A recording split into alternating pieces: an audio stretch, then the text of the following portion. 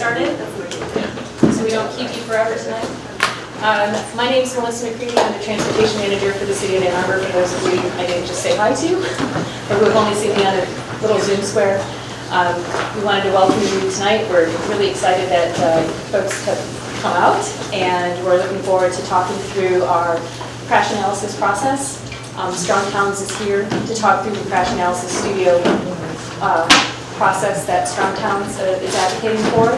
We also have our transportation team, our crash response team is here, the police department, as well as our transportation team that goes through the crashes. And Cynthia is going to talk about why we have a crash response team and where it came from. But Edward, I don't know if you wanted to start or if we wanted to have Cynthia go first. Go ahead. All right. Good evening, everyone. I'm going to go ahead and stay seated so that the mic can pick me up. Are we good? Thanks, Steve. As Melissa said, we are here with Strong Towns to go through our crash review process as part of Strong Towns Crash Studio. A little bit of history on Ann Arbor and how we got it to the position where we are now with having our crash response team. So Ann Arbor's had a strong interest in safety for many years. And where we are really started with the Pedestrian Safety and Access Task Force. And they did their work in 2014, 2015. They may have started in 2013, but that was before I started with the city. One of the recommendations that came out of that effort, which was really a resident-driven effort, was to have a transportation commission here at the city. We began our transportation commission in 2017, and after a transportation commission started, that's when transportation staff started giving annual reports on crashes and crash patterns to the Transportation Commission and the public through the Transportation Commission meetings. In 2018, we started working on our updated transportation plan, and that was a comprehensive transportation plan where we incorporated both our non-motorized plan and our vehicular transportation plan into one plan, and that plan was rooted in safety and in Vision Zero. Vision Zero being an international movement toward preventing serious, life-threatening, and fatal crashes in the transportation network, and it operates under the premise that it's not acceptable to have deaths as part of our transportation network. So our plan was passed in 2021, and we have been in an implementation phase since 2021. We started our crash response team efforts in 2024. We started meeting as staff when we had life-threatening crashes as defined by the police department, and reviewing those crashes and taking a comprehensive multidisciplinary review of them and really starting to understand what next steps could be to prevent those crashes in the future. In 2025, we began formally reporting the results of those meetings and those crash reviews to the Transportation Commission. And we're here tonight to share the process that we as staff go through with the public. Great. I'm going to turn it over to Edward Erfurt. Great, thank you everybody. It is a real pleasure to be in Ann Arbor tonight. My name is Edward Erfurt. I am the Chief Technical Advisor at Strong Towns. At Strong Towns, we are a not-for-profit, member-supported organization. I know we have several members in the room tonight, so I really want to thank them for their support. They make these types of programs possible. If you go to our website, there are 5 core campaigns that we are focused on at Strong Towns. Tonight, this work with the Crash Analysis Studio is all about safe and productive streets. Our mission at Strong Towns is to promote strong and resilient communities so that we can get better development patterns. We're advocating for safe and livable cities, and what's most important, the reason that I'm here tonight representing Strong Towns here in Ann Arbor, is that we believe at the most local level is where we can see the most action in our communities. There's a lot of organizations that are out there at the national level in Washington, D.C., but what we found is that the rubber really meets the road at the local level, and we want to elevate local government. We see that as the area where change can occur the fastest and most directly with residents. We do a lot of media, so you may have seen some of the stuff on YouTube. We're publishing articles every day in these areas. We use that media through blogs and podcasts and videos to share these ideas. We use these programs once those ideas start to take place in a community to help people activate and start to change in different conversations. We also have a program called Local Conversations. I know you don't have one here in Ann Arbor. There's many organizations you have on the ground. Our Local Conversation program is just one that we support local leaders that are getting together talking about this stuff on a regular basis.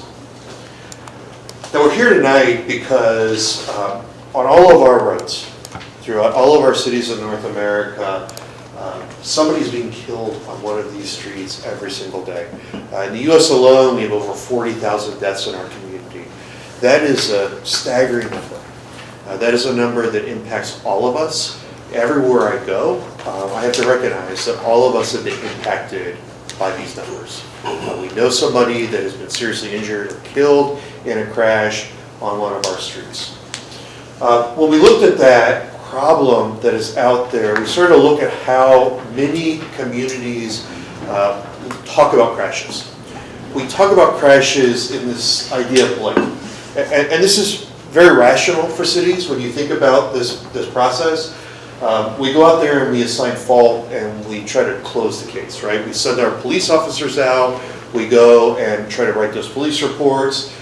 We usually talk about it as individual error. Somebody was intoxicated, they weren't paying attention, a pedestrian wasn't wearing the right color clothing, or stepped off without pressing the beacon or waiting for the light. People were distracted. We start to do all of those individual errors because we're trying to work towards that police action where it's going to be a police report or a legal process where attorneys are going to battle this out, or we hand it off to the insurance companies to go and figure out who's going to pay for what. In that process, it's a cycle of punishment, settlement, and lots of paperwork. When we look at that system, that current approach is not working. We can see across North America the number of fatalities on our roads continue to climb. There's been some blips in different pieces of it when we look at all of these pieces, but historically, these numbers continue to trend up. So we need to think about this differently. And sometimes we like to think about things in all different ways, and we sort of look at other professions. Where are other places that there are accidents and mistakes, and how do people look at it? And we were introduced to an approach that occurs in the medical profession. They do something in a hospital. If you go into a hospital, and we've heard this in the newspaper, where somebody goes in and the wrong limb gets amputated, or they wake up uncomfortable and they realize a medical device has been left in them after surgery. These are horrible, horrible things that lead to fatalities and other types of bad outcomes. In the medical profession, they want to figure out how they got to that. They convene after one of these incidences a medical morbidity and mortality conference. This is a series of doctors that come together. They look at all the aspects that are occurring from the time that somebody gets called to show up at the hospital to the point of this incident. They look at all the people that were involved. They look at pre-existing conditions of the patient. They look at equipment. They look at the orderlies, all of the different aspects to figure out what were all of the contributing factors that led to this mistake. If any of you, I've got young boys, so we are not, we're almost super flyers at the hospital, so I'm quite familiar with the urgent care and emergency room. If you go to any of the hospitals now, outside of every room is a canister of foam you spray on your hands, which is a hand sanitizer. That idea came out of one of these conferences. They realized in the hospital that one of the contributing factors to high levels of fatalities and overstays were infection. So, what's a simple way to stop infection in a hospital? Wash your hands. As somebody that's coming out of architecture school, I can tell you hospitals are the most expensive architecture in the world. To put a sink in every single hospital room is going to be really difficult.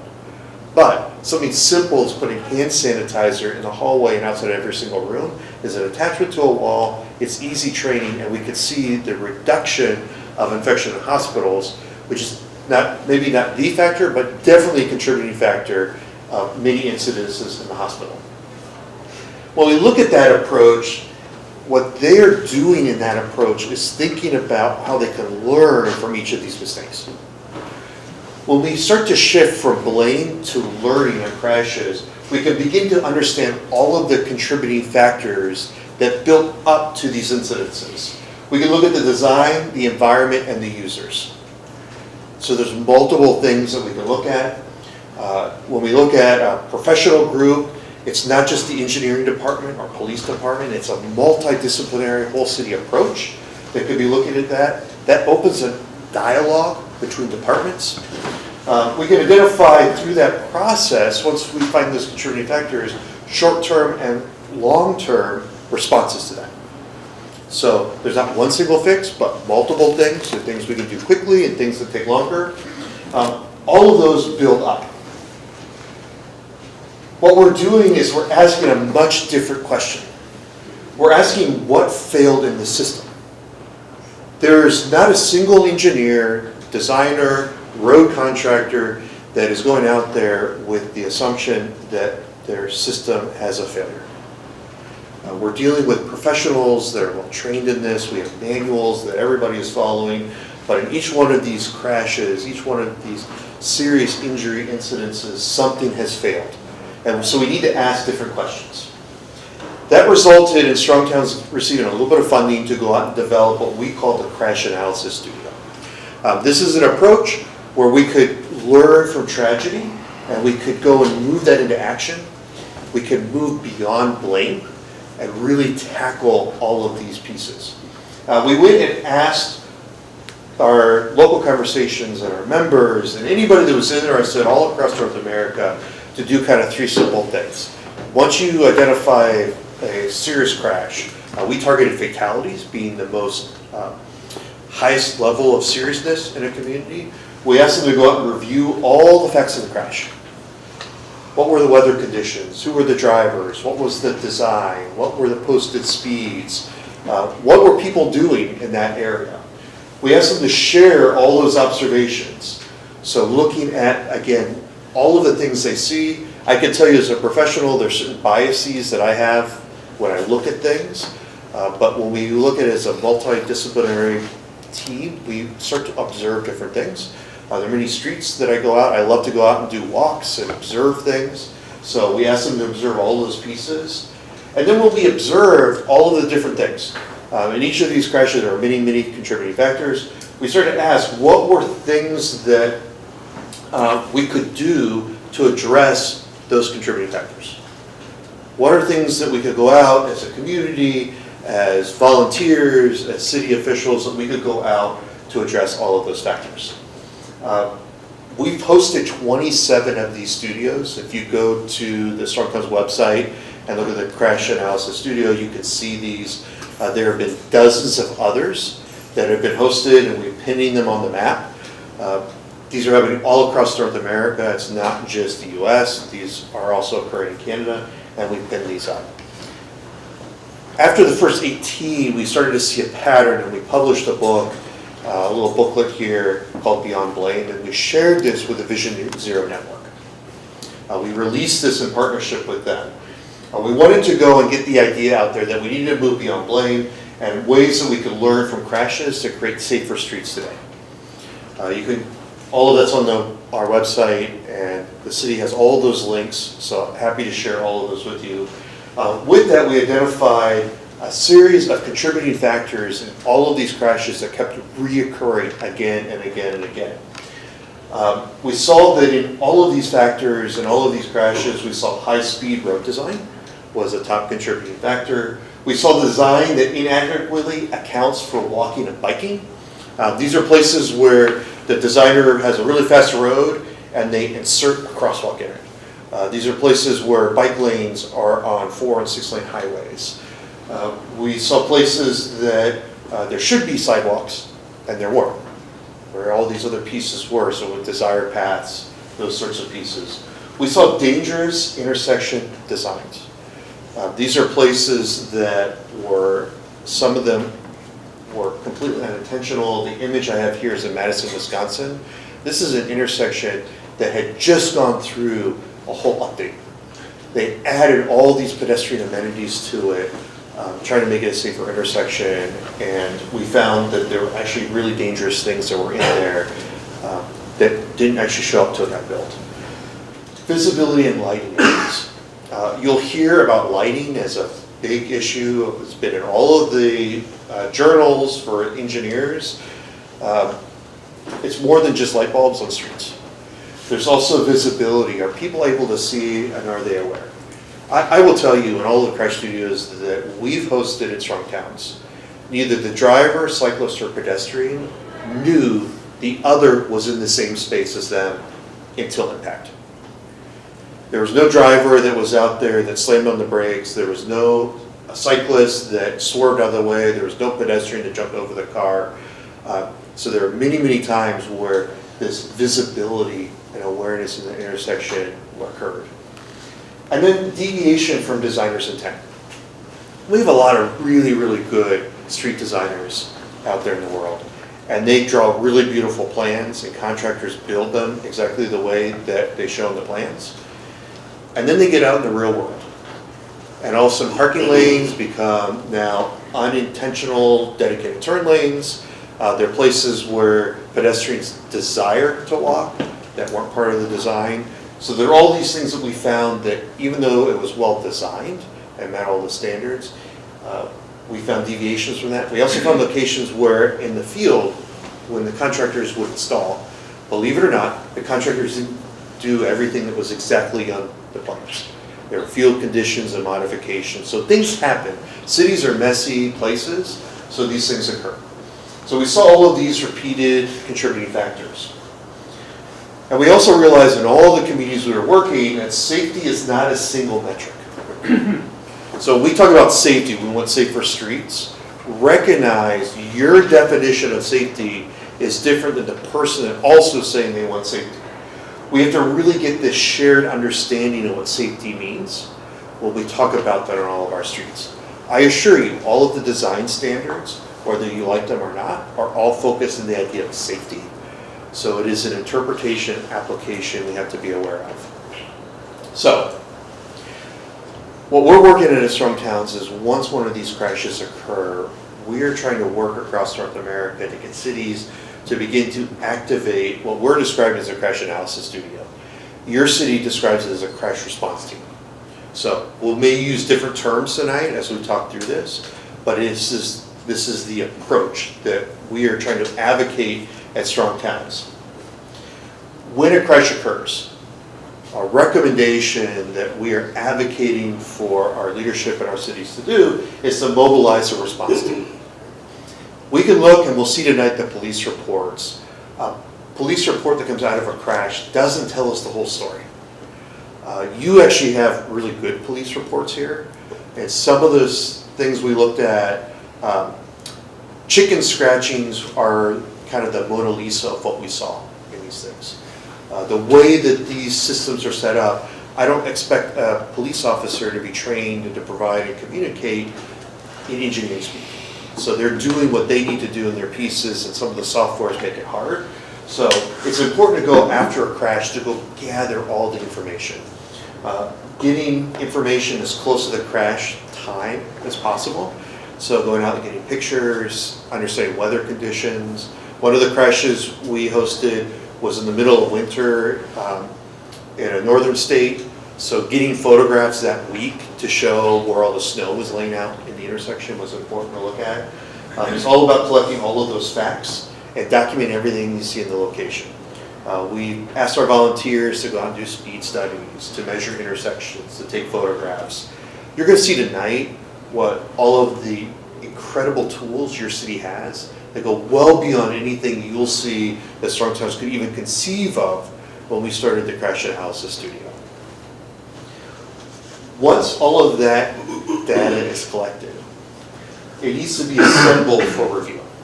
So these things, police reports, speed studies, photographs, street sections, going out to do a site visit, there are all different types of tools to go out that need to be collected that go beyond the police report.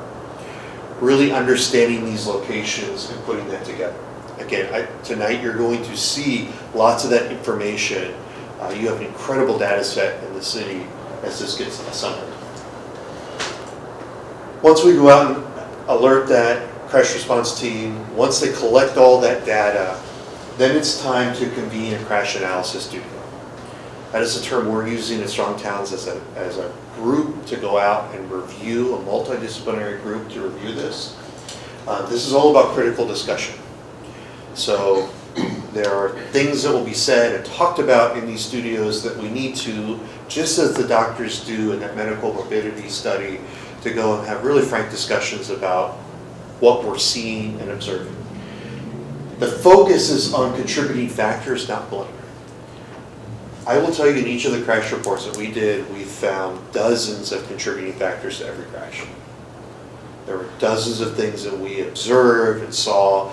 There are things that may or may not have been the piece, but all were contributing that were things that we felt needed to be noted so we could begin to respond to that. And then this team, once we identify all of those contributing factors, this team can brainstorm what are the things we can do in the short term and long term to address those responses. What are the things from a maintenance side that we could go out and paint or do signs or change timing of lights? What are the longer term things that we would need to go out and do?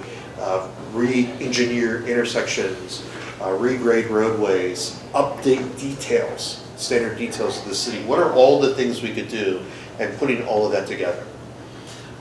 This kind of messy bit then all gets put together into findings. It's really important to share all of these findings because it is a summary of the crash studio. It's a summary of what occurred. Many of these crash studios are occurring well before this crash may go through all of the rigorous study that the police department might need to do at the request of the prosecutor's office. This is the stuff that may occur before the black box gets downloaded out of a car. So understanding right now, what do we know about that crash at this time, so we can piece that together. You know, identify contributing factors. Like I said, the ones we did with Strong Towns, we found a dozen contributing factors in all of the crashes we did.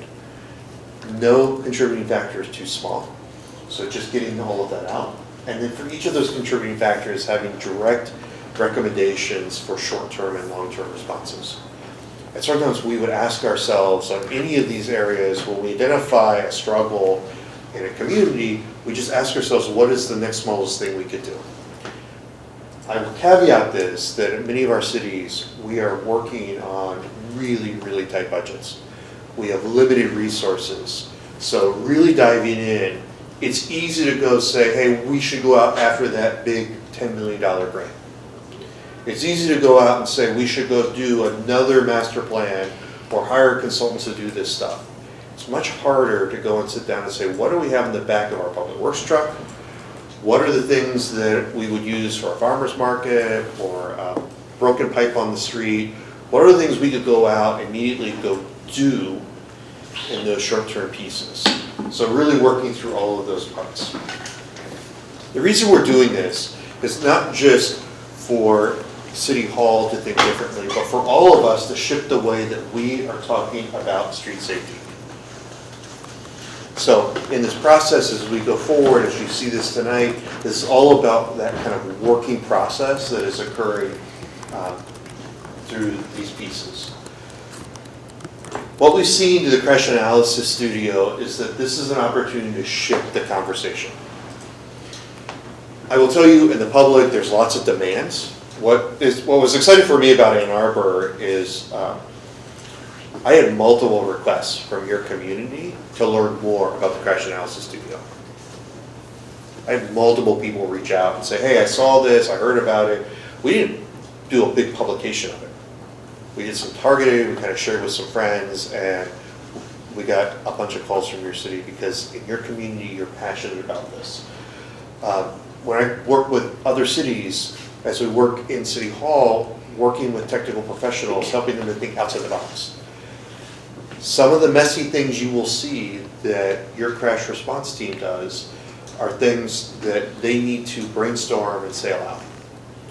They may be things that are triggering, and that is okay. We need this process to go out because we need to start asking different questions and flushing through this as a team. In the crash studio, some of the outcomes that have come as we've talked about these things and shifts in conversation when we talk about crashes in Hyattsville, Maryland. This is an award-winning Complete Streets project. There were many things that we saw in this, but one of the contributing factors to this crash was a dedicated right slip lane. So as you came onto this street, you could actually just continue at high speed around. So no matter what we did on this street, we were telling the driver, we were cueing them that they could go faster, when we really wanted them to go slower.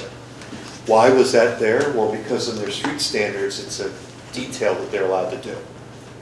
We made it easy for people to use a detail that it became a realization that that's a contributing factor that is counter to all of the policies that they want. When we look at this area of Maryland, this is outside of DC, they're highly complicated folks.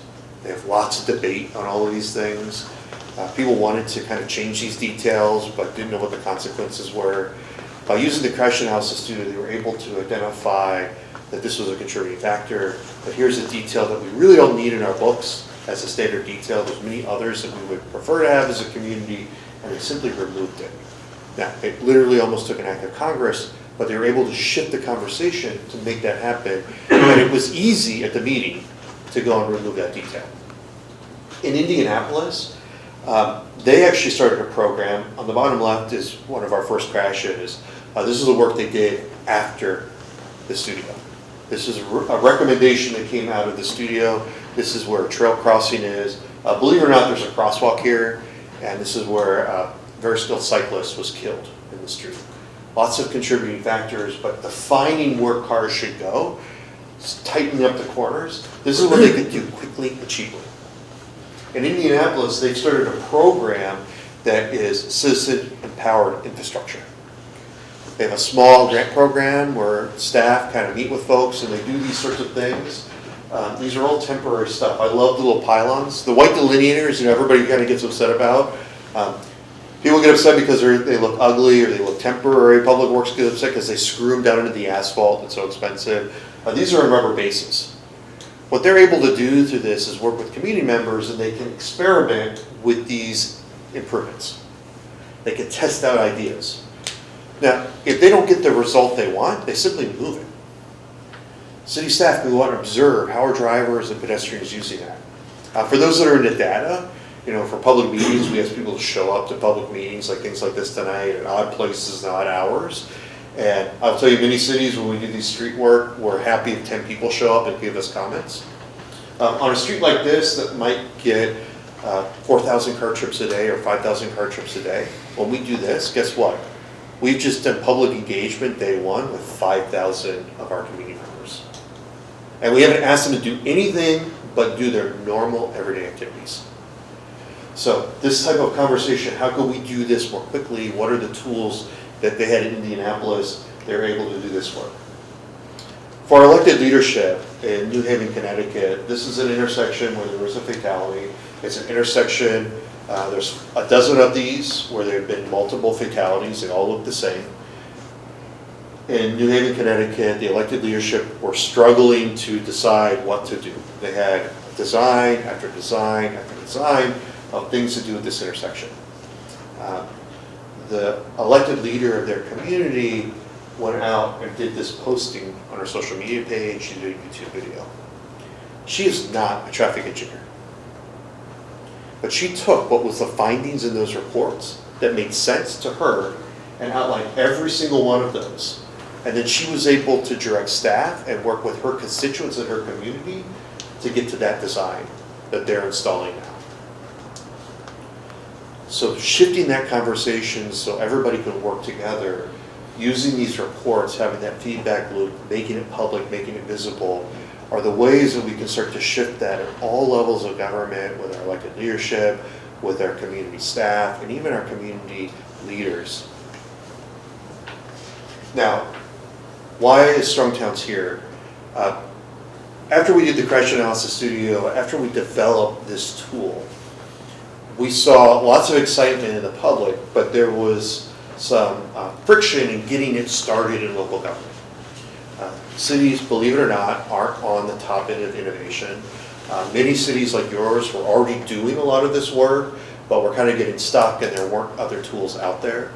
So we had received some funding from an anonymous donor to work with communities. And sometimes we want to work with 10 communities to adopt this approach, to go through these steps. This means where Strong Towns is coming in and working with your community through this process. The candidate cities that we're looking at, where Strong Towns would invest that resource. So I'm here at no cost to the City of Ann Arbor. We wanted to find candidate cities that had political support. In your city, you've adopted plans, and your local leadership and elected officials are saying safe streets is a priority. You've actually reworked an entire department around this issue. You've engaged technical staff. The staff that are here tonight love this. The time I've been working with them, they geek out about this stuff. This is really important to them in their community, and they're eager to learn. They want to improve their process. We also want areas where cities and staff are open to new ideas. I will tell you, the questions I'm getting from your community are some of the deepest thinking questions through this process, because they're open to new ideas. They want to know who else is doing this, who's doing it better than you're doing it in Ann Arbor. So all of those pieces, and then we're ready to take action. I don't have to tell you, I've walked around Ann Arbor. There are many things that your community is doing in all different types of stages. So when we looked at that with our board, we saw that Ann Arbor was actually a great candidate city. You're doing incredible stuff here. You're right on the cusp of doing even greater things. So this became that candidate city. And what we've offered to your staff and your elected leadership is that Strong Towns is working on training. We're hosting events like this. We're doing workshops. And then we also are elevating success stories. Melissa and I were just on a podcast this week that'll get published in a couple of weeks, talking about the incredible work you're doing here in your city. We want to elevate that, because I will tell you, I can't say this in all the cities I'm working in, so maybe we'll have to cut this out of the recording. But of all the cities, I'm working with cities in Michigan, Pennsylvania, and Ohio. From all the cities I've talked to, you are really far advanced in what you're doing. You have systems in place that are leading you to success. It's not perfect. There are places that everybody admits that need some improvements, but you have an open staff and elected leaders that are willing to have that discussion. And the role that we have here at Strong Towns is to help you through that process. You can go to strongtowns.org. At the very top of the page, there's tools for action. You can actually download all of this information in the Crash Analysis Studio. You can see the Beyond Blame report. You can see what other cities are doing and working through that. So there's a lot of information there if you want to deep dive into it. You can also contact me. My email is edward@strongtowns.org. It's really simple. Or you can reach out to your staff that are here today, and they can contact me. This is a iterative process. This is a process that we want to help your community be stronger at what you're doing already. That's what we're doing from Strong Towns. Now, tonight, our next step is that we've asked, or I kind of asked your team here to look at a crash, to actually go through their process. Because when they described to me their process, I found it to be really impressive. I found it to be aligned with what we were describing at Strong Towns. There's some portions of it that we've been talking about of where they can improve some of these pieces, so we can walk through some of those stuff. When we talk about crashes, especially fatalities and crashes that involve people, there is this sensitivity to the information and those involved. We want to make sure that you can see what this looks like involving all of the departments of the city that are involved in your crash response team. So your staff have selected a crash that has not yet happened. when they've done all the stuff, they've collected all the information as if it's a real crash. So the good news is that nobody was injured in this exercise. The other good news is that this is as realistic as we can possibly get without putting somebody in true harm. So what we're going to do is I'm going to read some stuff off to kind of walk through what a crash studio is. I'm then going to ask that, yeah. Before we jump into that, I wanted to introduce Chief Anderson, who's with us from the police department, and he wanted to address the group here because the police department is very involved in all of this effort. Is that all right? Yes, please. Okay. I won't be long. How's everybody doing? Good. Good. I am Andre Anderson. I am your police chief, and we have Corey Petterly here who's going to present on behalf of the department. There's a few things that I want to say really quickly. I heard some things today that talked about the political will of the Ann Arbor Police Department in the city. And it is correct that not only you, members of the community, but the political will of our organization and government is to have a city where you can transverse without being involved in a serious fatal crash or serious injury. And that's critical to us. That's critical to us for a number of reasons, but I'm going to tell you a few that are going to be very personal. One thing that I want you to know is as we look at what we're doing here is this collaborative and multidisciplinary process, you will find that last year, the first January through May, the first 5 months, we had more fatal accidents in Michigan here in Ann Arbor than we've had over several years. And the community members spoke to us and asked us to help develop a plan with transportation and our traffic engineers. And we did. And since May of last year, we've had 0 fatalities. That is a feat that is not accomplished nearly anywhere in America. And it is primarily due to the efforts of the police department, transportation, and engineers working in concert. But as we look at what we're talking about, these evidence-based strategies about blame versus learn, I just want you to kind of understand where the police department is on that.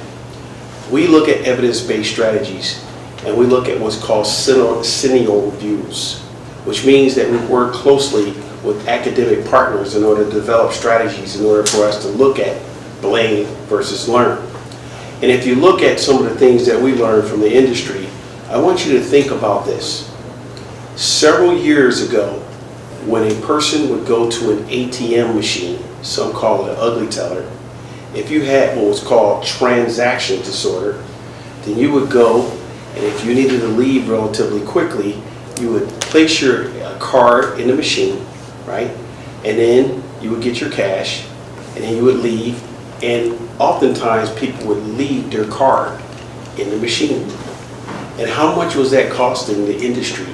Because smart people would leave their cards in the machine and call over and over and over again. That's when you look at blame or look at a systemic approach to solving. So the industry looked at a way to fix that. They wanted to stop that transaction disorder. And you all know the results of that. You get your card back first, now you get your cash. That is a way in which we looked at things that you can do systemically to change how we go about changing the culture, even with traffic. So for us, we recognize that traffic accidents and fatalities are equal opportunity employers. It doesn't matter what race, age, gender, doesn't matter. People are injured by people that have unsafe driving behaviors. For us, we recognize that the police department alone cannot solve the problem of traffic. We know that that is something that has to be done through this multidisciplinary approach. And so the last piece that I will say to you is that this.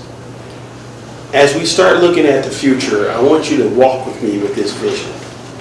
I want you to see where we may be able to go because, quite frankly, this is what I believe. Today we're talking about accidents and we're talking about crashes, but we may be looking at things differently in the future. The ability to advance technology to keep us from having fatal accidents and serious accidents is critical. Sometimes there isn't the will to adopt technology. We can't avoid it. Technology is here. So utilizing technology in order to stop accidents from occurring anytime, anywhere, is something I believe this country will migrate to. And if you take a critical look at what's happening now, we're almost there. You look at autonomous vehicles and you see how they can navigate. There will be ways in which we will develop programs and other things that allow for vehicles to avoid accidents and fatalities. I just want you to walk with me with that vision and think about it, because today we're going to be working diligently together to address traffic safety. We are so pleased that you're here. I am your Police Chief, Andre Anderson, and thank you for allowing me to speak with you.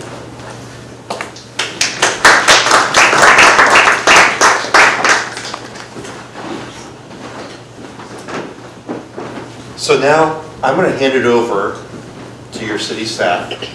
This is your crash response team. So they're going to go through, they're going to do their introductions. I've asked them to be very descriptive, so what they normally would do on a regular basis, they meet once a month. They'll look at crashes and dangerous streets within your city. They have these discussions. I've asked them to slow the process down.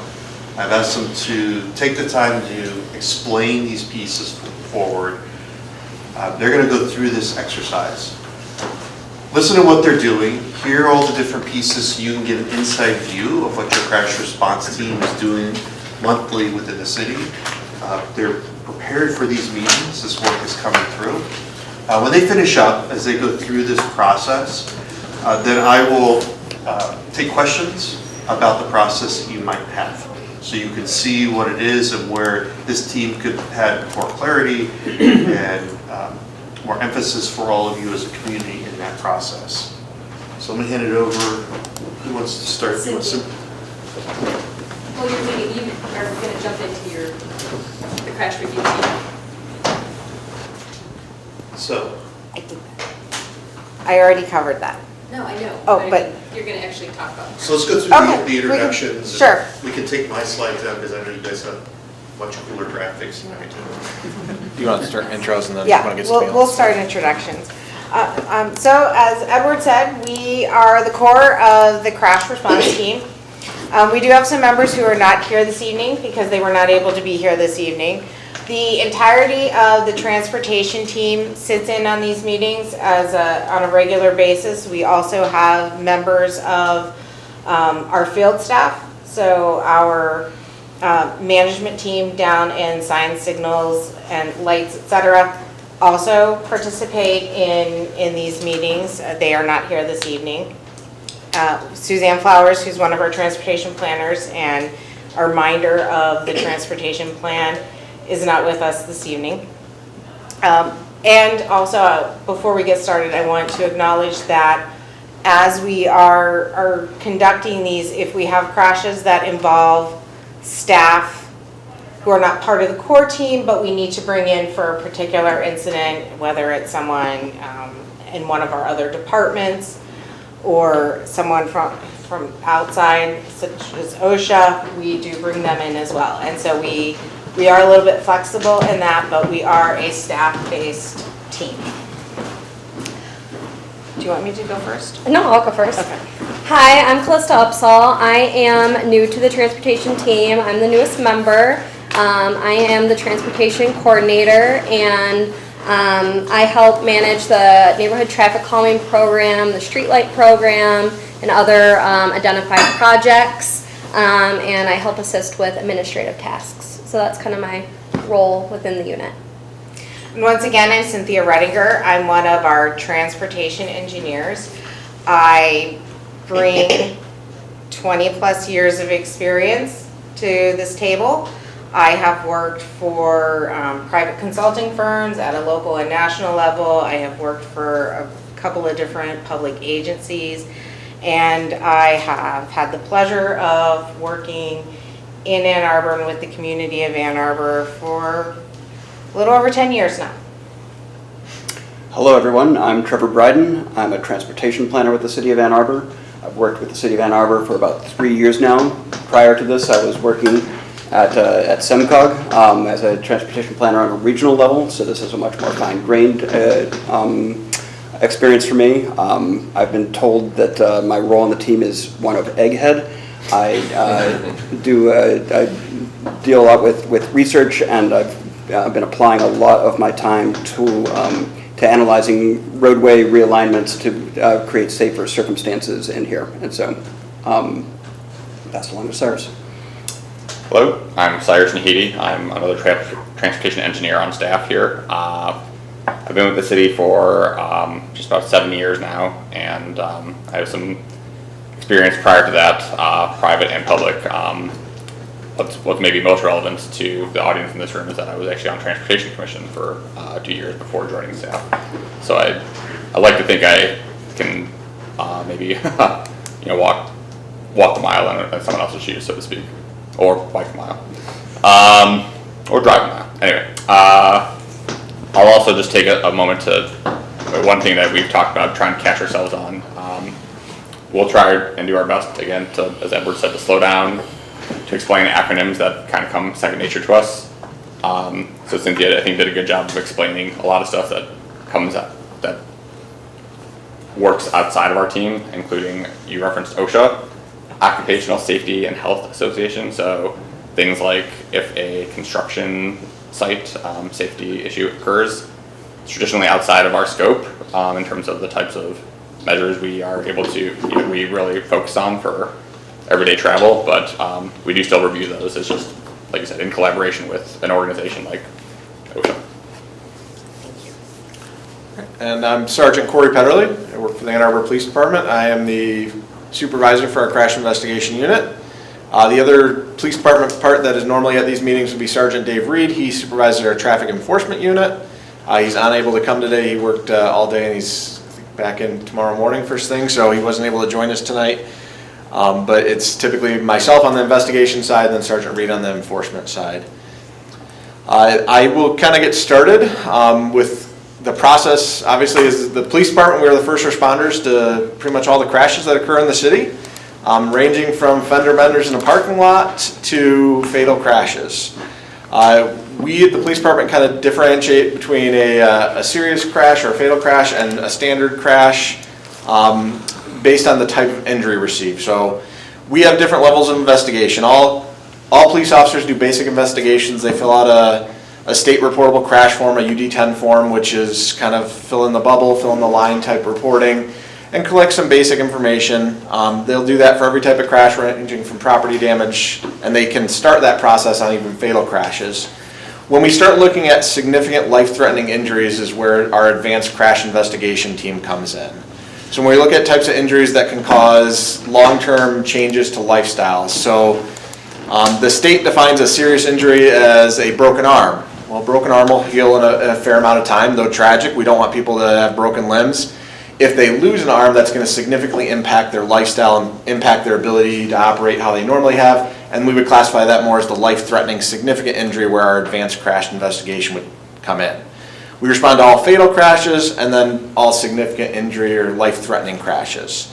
We kind of assess that based on information our police officers see on the scene, from our fire partners, from our paramedic partners. They're able to typically give us an idea of this is a pretty significant injury, this is something you need to respond to. And our goal is to respond that night, respond to the scene, respond that day, and be on scene quickly. Sometimes we don't get that information until after the fact when the hospital calls us and say, hey, that person that came in that just kind of felt a little dizzy, well, actually they have a significant traumatic brain injury. We can go out after the fact and do some of that investigation using information from like our body cameras, from initial police reports, from the scene itself to try to catch up on some of that. But ideally our goal is to respond at the time of the crash.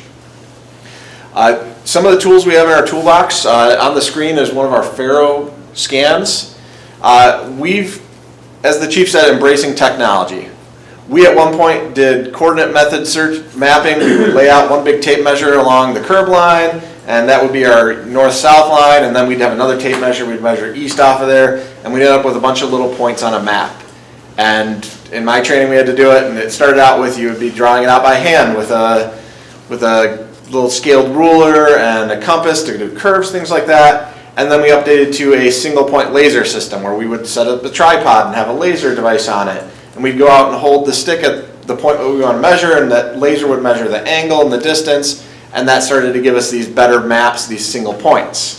We then upgraded again to a GNSS system, which uses a GPS type system, and we could do that same thing, and it was a little bit quicker, a little faster, one person could do it.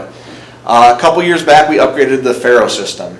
In a single scan, that collects about 5 million laser data points. It collects colored photographs, and then we can mesh all these together. As we mentioned, we did a simulated crash for this one, just out of respect for people involved in crashes. Some of our more recent crashes are still involved in criminal cases or civil cases, so we can't share some of those details. So we were able to find a stretch of road that's currently under construction, so we didn't tie anybody up and frustrate anybody closing streets to do this. We went up to Nixon Road and Nixon Road Service Drive by the Sandalwood apartment complex there and simulated a crash. As part of that, I had one of my crash investigators go out. They did some scene photographs. They were able to take one of our detective bureau cars and stage a crash for us. In this, kind of in front of the car, it's a little tough to see, but you can see this kind of red and black dot. That's actually a training mannequin that they use for defensive tactics. I tried to get them to use a bicycle, but we didn't have any available to go out there. So for this purpose, if you can think of that mannequin as a bicycle laying on the ground, we simulated a car-bicycle crash involved in this incident. We went out and took those Faro scans. Each one of these little blue dots you see here is an individual scan. There's 9 scans total here. And our Faro software meshes that all together to create this 3D model for us. We can look at individual scan data. We can look at it as a whole. It creates kind of the traditional 2D overview map for us. But all this data just gives us an ability, the sooner we can get out there, the sooner we can capture the scene with this, the better I can put the rest of the team into that actual crash scene. What did they see? I can move around, I can fly through the scene to change my angle. So I could look at, if I was in the bike lane, looking up, this is what I would have seen. So I can really, with this data, try to put the entire team, when we look at these crashes, at the moment of the crash to see what's going on. When we put these together, it creates a track for us, and you can see in here the biggest error point on this is 5 millimeters. So it's accurate within a half a centimeter anywhere on this map. It's collecting all that data. I can click on any objects in these maps, I can set points, I can measure between them. The software has some ability to assist us with some of the calculations for things like skidding speed analysis and things like that. But this was just one of those examples of embracing technology to try to improve our process. So I just kind of wanted to give you a little background on some of this so you understand what we're looking at when we go through this process. Really quickly, some of the other tools we have in our box. All of our crash investigators go through basic training, which is a minimum of 80 hours to be a basic investigator. We have 4 reconstructionists who have gone through hundreds of hours of training, ranging on things from specializing in motorcycles or commercial vehicles, tire analysis, headlight, tail light analysis, pedestrian type crash analysis, bike lighting, different things like that. So there's a lot of different specialty tracks, and we try to send our investigators to different things. We also have the ability, I know Edward mentioned black boxes. They're event data recorders is the technical name we use for them. Every car since 2012 has been required to have an event data recorder in it. A lot of them started before that, and it's similar to a black box in an airplane. It records information about the car. Most of the time they're triggered when an airbag goes off. It'll capture data, sometimes back a minute, sometimes just back 5 seconds, and it'll tell us things like speed, steering inputs, braking. It can give us G-forces involved in the crash, the delta V. A lot of different statistical information that we can then use to backtrack that incident. If one vehicle involved in a 2-car crash has that EDR data, a lot of times we can use that data when the impact happens to determine the speed of the other vehicle involved as well. So just again, some of the tools that we have, some of the information that we bring to the table when we present these crashes to the crash response team. So getting back into our specific crash here, as I mentioned, this was a simulated crash that we went through, and I am going to kind of go back into a mode now that I've given you a little background on what we actually do in it, and I'll start to explain to the crash team what occurred in this crash. This process starts almost immediately after a crash. For example, this crash we've simulated, it happened at 5:30 in the morning. Our patrol officers would respond to that initially. Our crash investigators would be on scene. At that time of day, we'd probably have a crash investigator on scene within about an hour, hour and a half, because we have that day shift coming up. We have a lot more of our investigators are currently working day shift, so it's easy to get them out there and get them on scene. And normally within a few hours after that, I'm sending an email out to the crash response team letting them know that we had a significant injury or fatal crash, and giving them normally a couple paragraph summary of the crash to let them know where it occurred, what some of the basic conditions like road conditions, what we saw on scene, were there signs missing, were there lights damaged, what type of injuries occurred, what was the weather, what were the road conditions, so they can start some of the research in the background on their side, so when we gather as a team, we're all kind of prepared and we're ready to dive into the crash. So I'm going to jump over to our state reported crash form, which we simulated for this as well. This is kind of the bare bones crash report that the state collects for its statistical analysis, but it'll kind of help us go through this flow. So for this particular crash we simulated, it occurred April 15th at 5:35 in the morning, as I mentioned, at Nixon Road and the Nixon Road Service Drive by the Sandalwood apartment complex. That road is currently under construction, but we went out, I believe it was last Thursday, and did these scans, so this is fairly accurate, up-to-date information that you'll see on the pictures and the scans as well. For this crash, it was a car versus bicycle that occurred right there at the intersection. At the time of the crash, it was clear skies and dry roads. It was dark, but the street lights were functioning. That's a process our investigators know to always look, what are the street lights doing? Can we take pictures? Can we show that street lights were working? Our scans will also pick up that information as well. In this case, the driver involved, John Doe, he's a 51-year-old male from Ann Arbor. He has no significant crash injury to report on. At the time of the crash, our officers administered field sobriety tests to him to assess for alcohol or a drug impairment. They didn't make any observations of that. However, the driver did consent to a blood test. We would send that blood test out to the State Police Crime Lab, and they would normally return results to us within about 2 weeks. If there is any alcohol or drugs detected, we follow up on that in the criminal investigation side, as well as letting the crash team know that that was a contributing factor. For this case, our driver was operating a 2021 GMC Terrain SUV, and he was pulling out of the Nixon Road Service Drive to turn right to go north on Nixon Road. When he pulled out of the intersection, I slide down to our statement here, kind of the basic information in these reports. He stated he looked to the side, didn't see any cars coming, pulled out and started to make his turn when he impacted a bicyclist that was passing in front of him in the bike lane. That states he never saw the bicyclist. Our investigators were able to talk to the bicyclist, Annie Body. She's a 40-year-old female from Ann Arbor. She was riding her bike that day, going north in the bicycle lane and the northbound lanes of Nixon Road.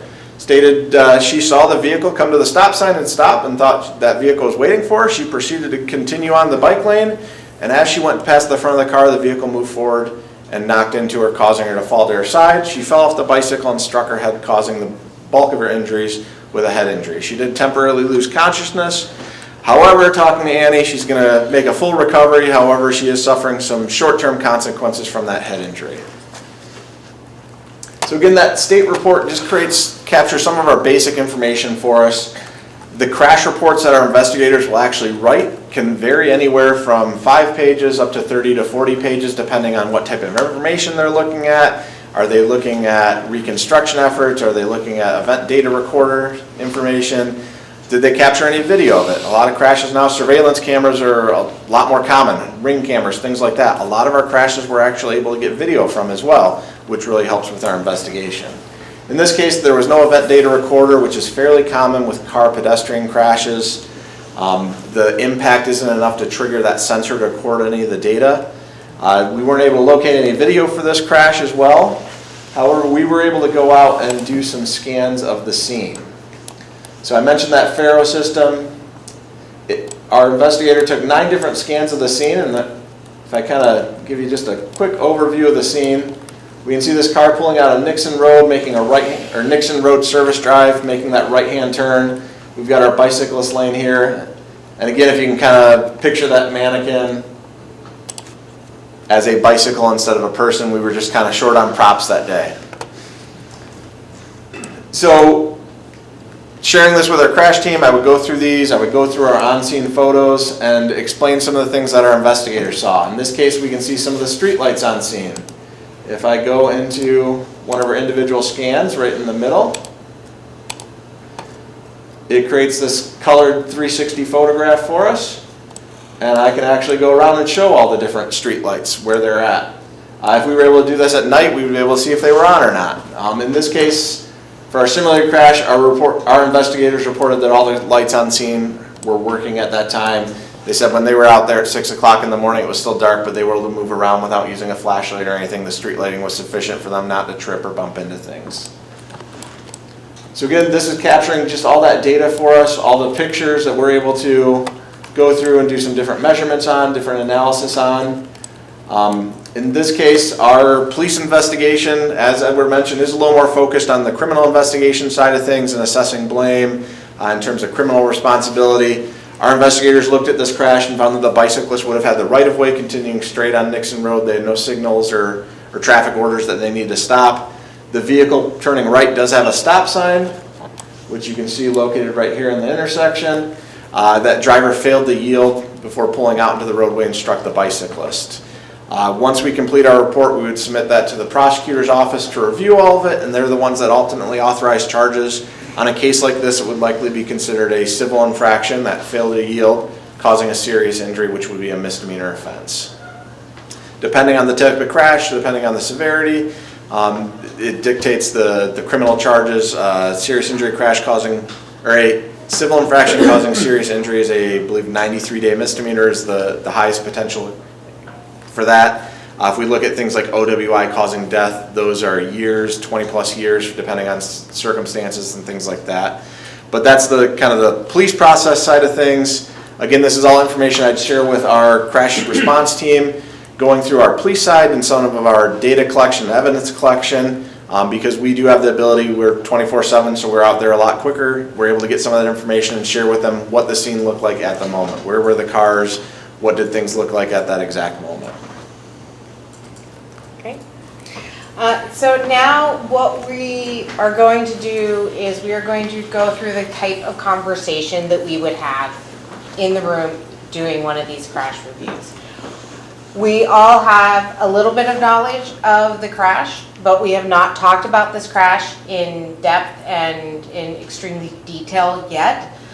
We all have had about the amount of information that we would normally have coming into one of these crash reviews, so we have had the opportunity for each of us to assemble the type of information that we would normally bring to one of these crash reviews. Examples of that information are we will have pulled up information about our plan. As Corey mentioned, Sergeant Petterly mentioned, we have construction going on in this location, and as such, we need to have access to our engineering plan so that we understand what that looks like. And Cyrus was our engineer for that project, so he has the most in-depth knowledge about that. We've got count data that we've brought count data, we've brought any other kind of usage information that we have, and now we are going to go ahead and have that conversation. We're going to be very mindful of trying to explain the things that we are talking about. And we will cross-check each other, as Cyrus did earlier. If we use an acronym that we think we need to explain further, we will make sure that we keep each other accountable for that. Once we've reviewed our process and finished the process, then we are going to be opening up the floor to questions from the public about our process. So I hope you take lots of notes and for your questions, and we look forward to having that discussion, and we will get started. I'm going to define count data. When I say count data, it's whatever counts of whatever mode of transportation that we have. So if we have vehicular data out here, we've got vehicular data. We don't have a lot of non-motorized data out here, but we routinely use Strava as a sampling for non-motorized usage, and it is an excellent tool, and we get a lot of data out of it. It's not counts, it is a sampling, but it tells us what's popular and what's not. Great, so let's get started. I'm going to just pull up a couple of things that we'll take a look at for context here. One of the things we'll look around at is the construction that's in the area, and like we said, there is a construction project in the area. It is staged but not active. For the purposes of this crash, I believe we are just pretending that it is not a construction zone, that it is open to traffic under its new design, and that the incident happened under those circumstances. So this is a city dashboard that is kept up and available to the public that shows where all of the current construction projects are, both transportation and otherwise. And so there's another one that can be accessed by the public that shows all of the detour routes, which is of particular concern not on this, but just everyday life in Ann Arbor. Taking a look at the context, this is Nixon Road. It is in the northeast side of Ann Arbor. It is north of Plymouth Road and is defined by a couple of larger roads. Nixon Road is one of two that really makes distance into this area. Largely residential, some other community uses in there, a commercial area down at the south here. Nixon Road has used to be a straight road, but it has since changed course. It has a couple of new roundabouts in there.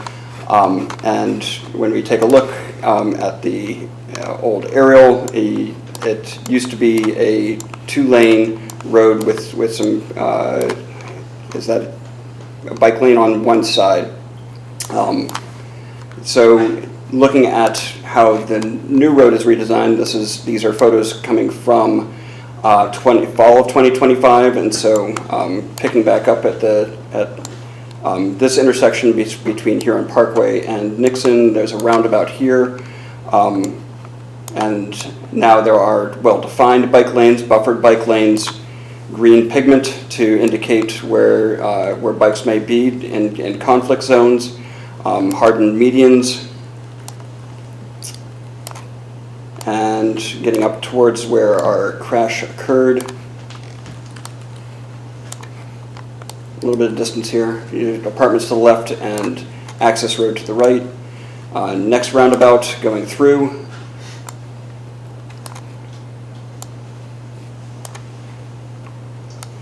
And up to our crash location, which is the outlet from the access road back onto Nixon Road. Our pavement markings are in, but it does not seem to be a fully complete situation there. Trevor? Yes. We do have buffer, in the buffer, we do have delineators. Thank you. So we do have separation there as well. And I was just making note, unfortunately, I didn't remember to transfer this over to my computer earlier, but I did get some video out there earlier today, and there are delineators north of the roundabout, between the roundabout and this entry point to the roadway. Thank you. Looking at the Strava data that Cynthia mentioned earlier, this is a company that creates fitness products that people download apps on their phones or connected devices, and Strava uses it to and anonymously to show where people are traveling under different activities.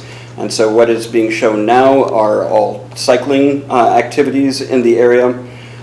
This shows the relative location. You can't tell exactly how many, but you can see the relative intensity of use of the facilities.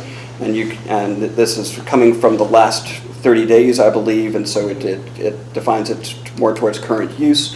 There is a pretty tight pattern of cycle use in the defined paths using the roundabout. Now, if I go back to the near map, the roundabout has a choice that is provided to people biking. They can either stay in the bike lane or stay in the bike lane and exit onto a side path here for separated cycling through the roundabout, or they could stay and mix it up with general traffic in the roundabout. This is happening, the crash happened north of this, and so it was not apparent about whether the cyclist was using it or not. They appear to have been using the buffered protected bike lane through this area and through this intersection. Not that if a person on foot was involved with this, but you can see the same pattern for people on foot, and even some differentiation between how people use it when walking. You can see paths not meandering, but like dispersed throughout this area as individuals choose their path through there. And when people are running, they are a bit more directed through the area, but perhaps using the on-street facilities in order to run. Another tool that we look at, we have a subscription service to a tool called Urban SDK that uses the same type of location-based service data that Strava uses, but a different purchasing order in order to collect movement speeds on all roadways and then assigns them to the road. Because this is under construction, I was not able to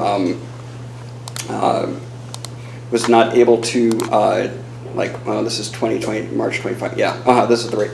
So this is coming from before when the construction started, and so this is old news, old data, old layout, and so it was signed at a 30-mile-per-hour speed limit, and the data are showing that the average speed was 31 miles an hour, and the 95th out of 100 vehicles on the road was traveling at 38. So the 95th fastest in the top 5% was traveling at 38.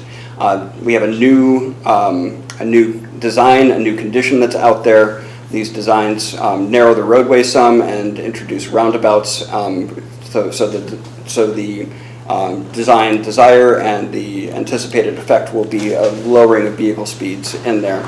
This being an incident between a side street and a cyclist, speed is not as much of an issue as it would be in other circumstances. Yeah, that's a good cover of our stuff. That is fantastic. I can also say I did pull the historic crash data up here. In the last 5 years, we only have 2 crashes that occurred up here and in this direct vicinity, and neither of those were non-motorized in previous conditions. However, acknowledging that the road condition has completely changed. Hey, Sergeant Peterly, we tend to be a bit informal when we're doing this. You didn't mention if it was an e-bike or if it was a standard cycle. Standard cycle. Also note that she did have a headlight on. It was a solid white light to the front. She was not wearing a helmet, and she had neutral colored clothing.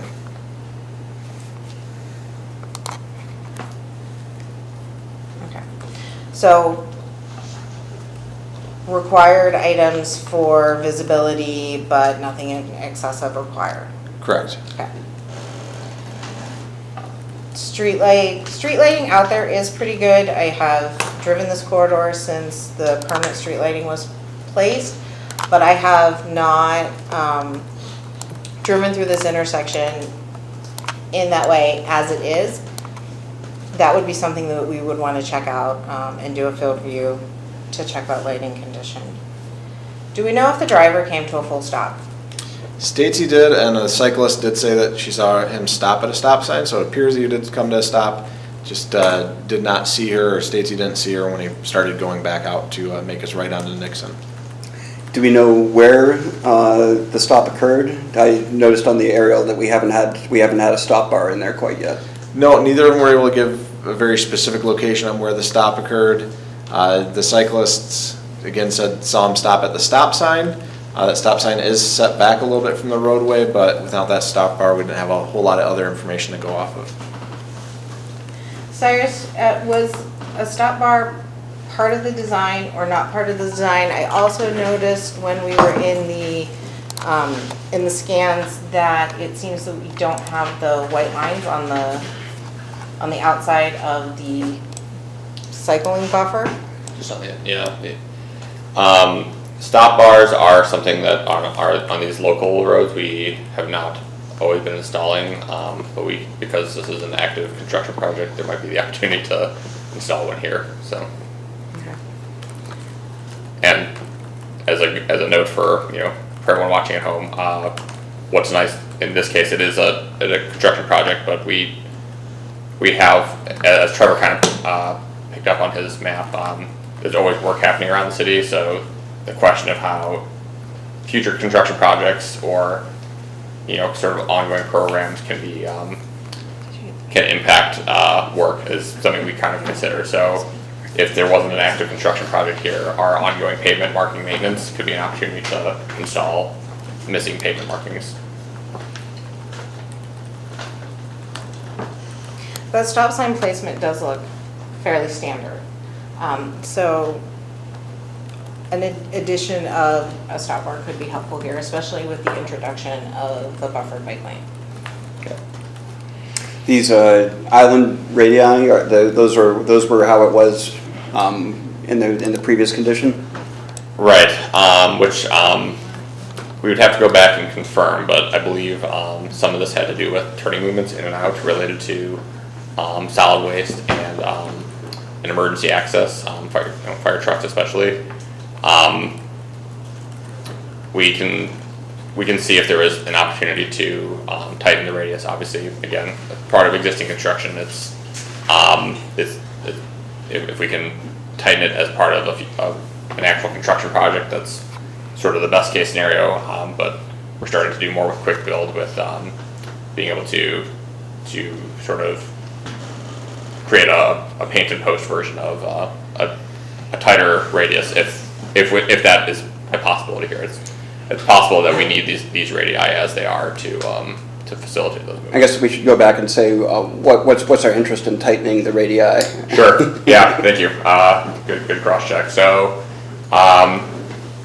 sort of critical physics aspects to Vision Zero is what type of momentum and what type of force meets another type of force. When two parties collide, whether it's two vehicles or the vulnerable road users of someone walking or someone biking, the chance for sort of faster turn and one where maybe someone, again, Sergeant Petterly noted that by all indications the vehicle did stop, but if we have a tighter, when you have a tighter turn radius, the geometry really forces more of that stop and slow down to in order to make that turn slower and safer,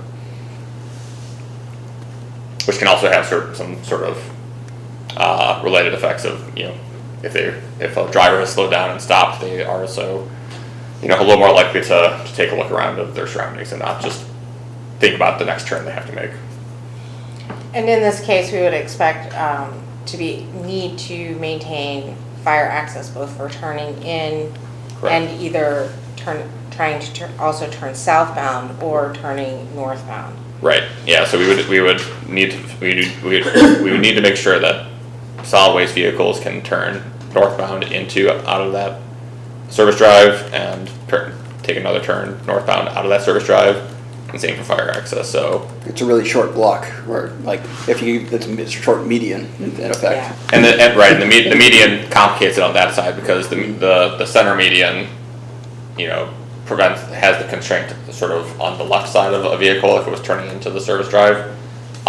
So there's less room for a truck to sort of have out on that side, and so it's possible that the radius had to be a little bit wider here to facilitate that. But we can check with, one of the action items that might come out of this is for us to check not just the plans, but also, have conversations with the project team to sort of confirm if that's the case with previous analysis. One of the things I was thinking about as I was looking at this is that I don't know. I don't know if it was brought up in the investigation, but where the cyclist was placed in the roundabout itself. And depending on how fast they were moving, when the driver pulled up and first looked, you know, if that cyclist was actually on the bypass, depending on where they were at, if their light would have been shining perfectly in that direction, how fast they were moving, you know, because they could have been moving at a pretty good clip, especially that time of night. How does the sight distance look? So because he mentioned that he didn't see the cyclist, we had him take a look at the car. There was no vision obstructions, there was nothing in the windshield or anything. And then when I looked back at the scan data, if we kind of go down to about where the vehicle should have stopped if it was in a position with that stop sign, get just a little bit higher for about where that car would be. This would have been the sight line facing that direction, and the scan data is a little broken here. So if I go to the nearest scanned photo that we have, it gives us a little better idea of what kind of sight lines that driver might have had to the roundabout and where the cyclist. The cyclist did say that she used the bypass, the sidewalk, and she was re-entering the crosswalk when she saw the car stop. But it does look like some of the shrubbery and stuff is pretty overgrown. Because if we kind of put a straight line between that's the camera point right there, that blue line, and it's catching that shrubbery right where she would have came back out into the roadway. Sergeant Petterly, do you know which direction the vehicle was going from? Was it heading northbound and then continuing northbound, or was it coming southbound and then? It was coming from the south, so it was going north, pulled into the crossover to get on Nixon and continuing north again. So their vision when they're coming into the intersection may not have ever even hit a perpendicular aspect in order to. Yeah, and kind of looking at the car, it's almost kind of centered, like they were kind of shortcutting through there instead of staying to the right side. So that would have probably, putting them tighter to that side would have even potentially cut off their sight lines more, yeah. So there's a few options with noting that sight distance obstruction. In this case, that those trees are city trees in the public right of way, which means that we can work closely with forestry staff to help get that trimmed back, or potentially even to have if there's a more significant issue with the actual trees or plants themselves, that they can be removed or relocated, but. Generally, trimming back does go a long way, and so in this case, because it's on city property, there's not the extra step, or there's not the extra friction of needing to work with a third party that we'd have to work with them to ensure that the trees would be cut back appropriately. I will also note, I did pull up, when we're considering lighting conditions, I did pull up that it was astronomical twilight. So it would have been starting to lighten up, but at the time of day it was, astronomical twilight would have started at 5:12. It still would have been pretty dark out there. So depending on the size of the light, it just may not have Absolutely. really registered for them in that movement that they would have been going through. Pretty wide variety of bike lights in terms of intensity. I don't suppose there's any sense of that from what was collected in the field, just that it wasn't a bike light, right? No, I could look back at photos and try to get the specific model of bike light and see what brightness, but there was a note it was just a steady white. It wasn't a strobing or a flashing light. It was just the one single white light to the front.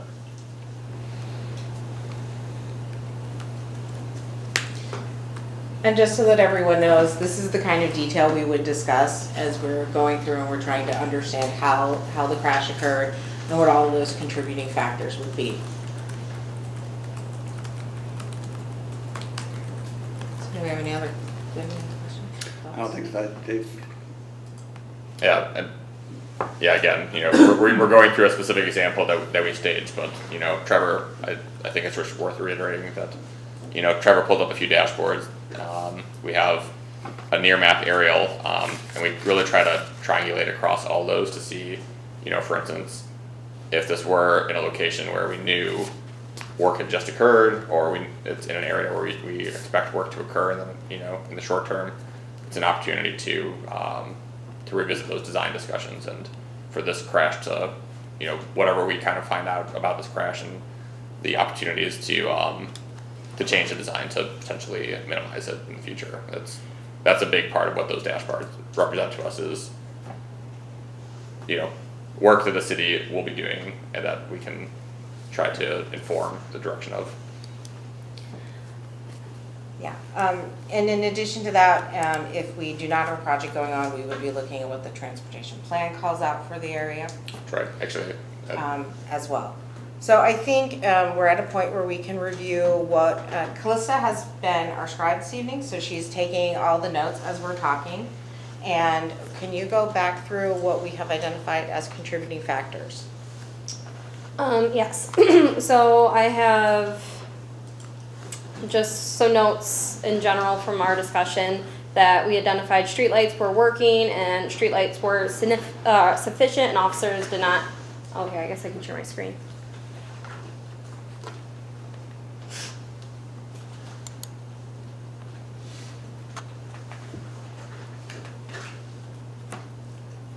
Should we talk about what this is? Sure. This is very similar to the crash reporting format that we've been using with the Transportation Commission.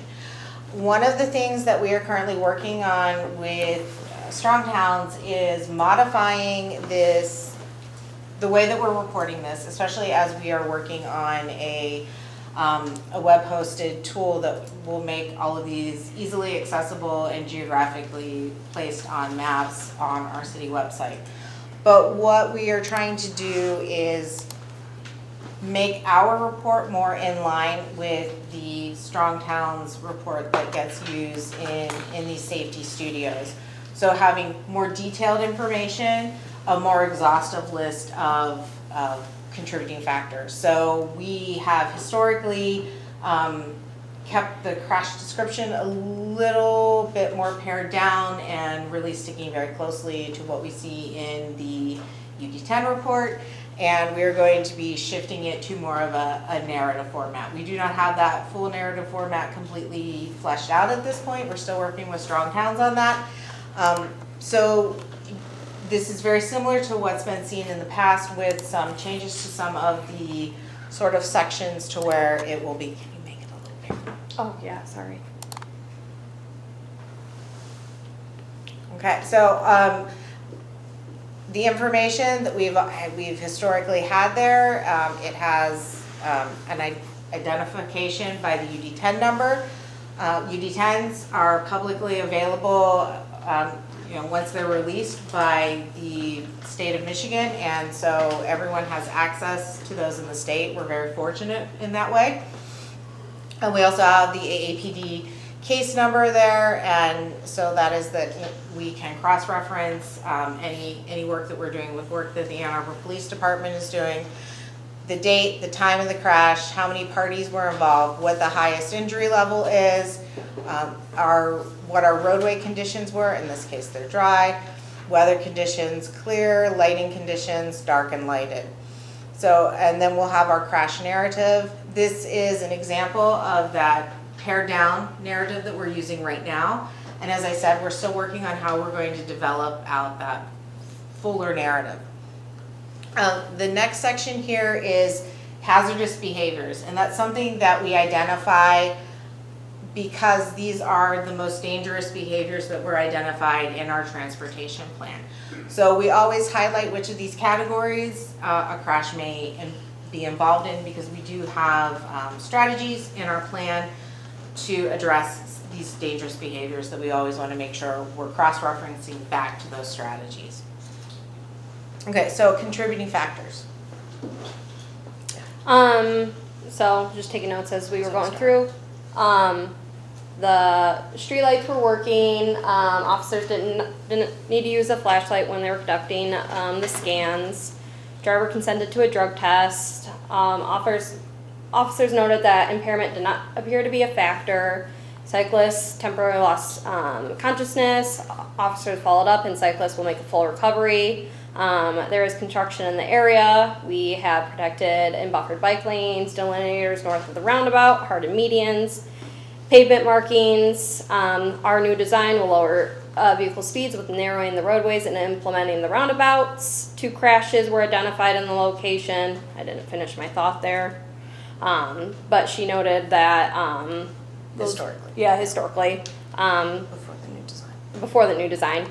Yeah, they were both vehicle-to-vehicle crashes. Thank you. Yeah. No bike or pedestrian.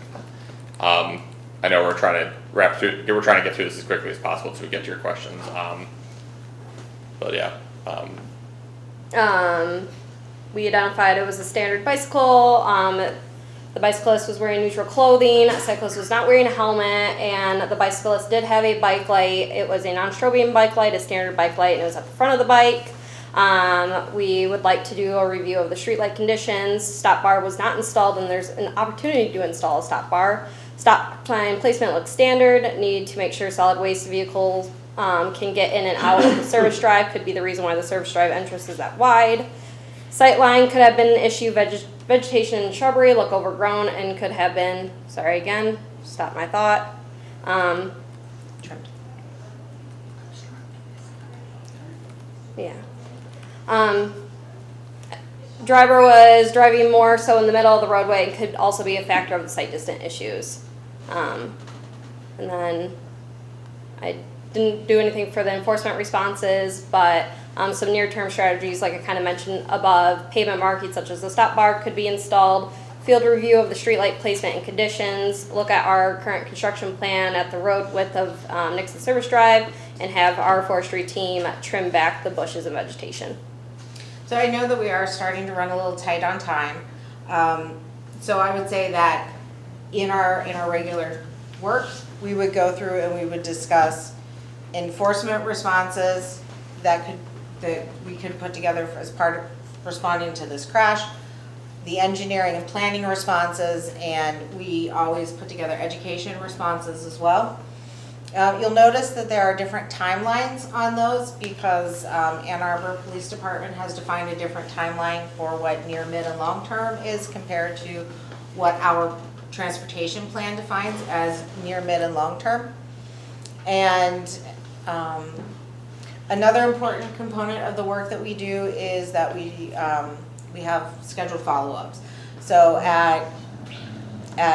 we have a 90-day update and then a yearly update that we are working towards providing for these crashes as well. One last thing that I realized we kind of glanced over. So Cynthia talked about the crash analysis, seeing that 2 crashes happened historically in the last 5 years. Related to that, but not a perfect analog, is coming from our Vision Zero plan adopted in 2021. We have some focus corridors and focus intersections. Again, something that's also accessible on another map. That Nixon Road does not, I don't think, was on either of the 2021 or the more recently revised focus corridor in 2024. It is listed as ideally a location to build out an all ages and abilities bike facility, which is what this will be when it's what it is current in the existing conditions of the crash in this case, but it's what it will be for the full extent of the project once it's complete this year. So neither I think just important. It's an important aspect of what we do in terms of how does the existing design, wherever it is in the process of whatever work is planned for it, how does it compare to what the plan has asked us to consider? So. And when we find things so for the sight distance issue, this wasn't a real crash, but we identified the sight distance issue. So we have already communicated out to the project team that we need that looked at, and we need to coordinate to figure out if we're going to be handling that through the project team or if we are going to be working through our forestry department to get those bushes and shrubs trimmed up. Some other things that could be more immediate responses are if we have like some signing changes that need to be made. Those are the types of things that when we're in the room, if we identify a signing need, That's one of the reasons that we have our leadership team in the signs and signals units come to these meetings so that we can be immediately or, next day installing those changes as well. Okay? I think it's also important to note when the officers go on scene, if a stop sign is missing, you can probably speak to that. Yeah, I will say, if we have immediate safety concerns, people run over stop signs, things like that, our officers stay on scene, manning that intersection. We have a process to call out our streets department to put out temporary signs, to reinstall signs, things like that.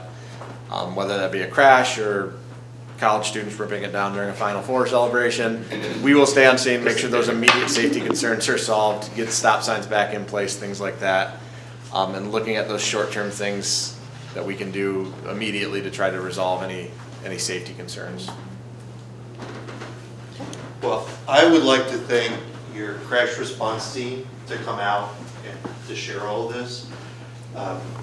It's really nerve-wracking to go and point out all the warts and wrinkles of things, especially brand new projects.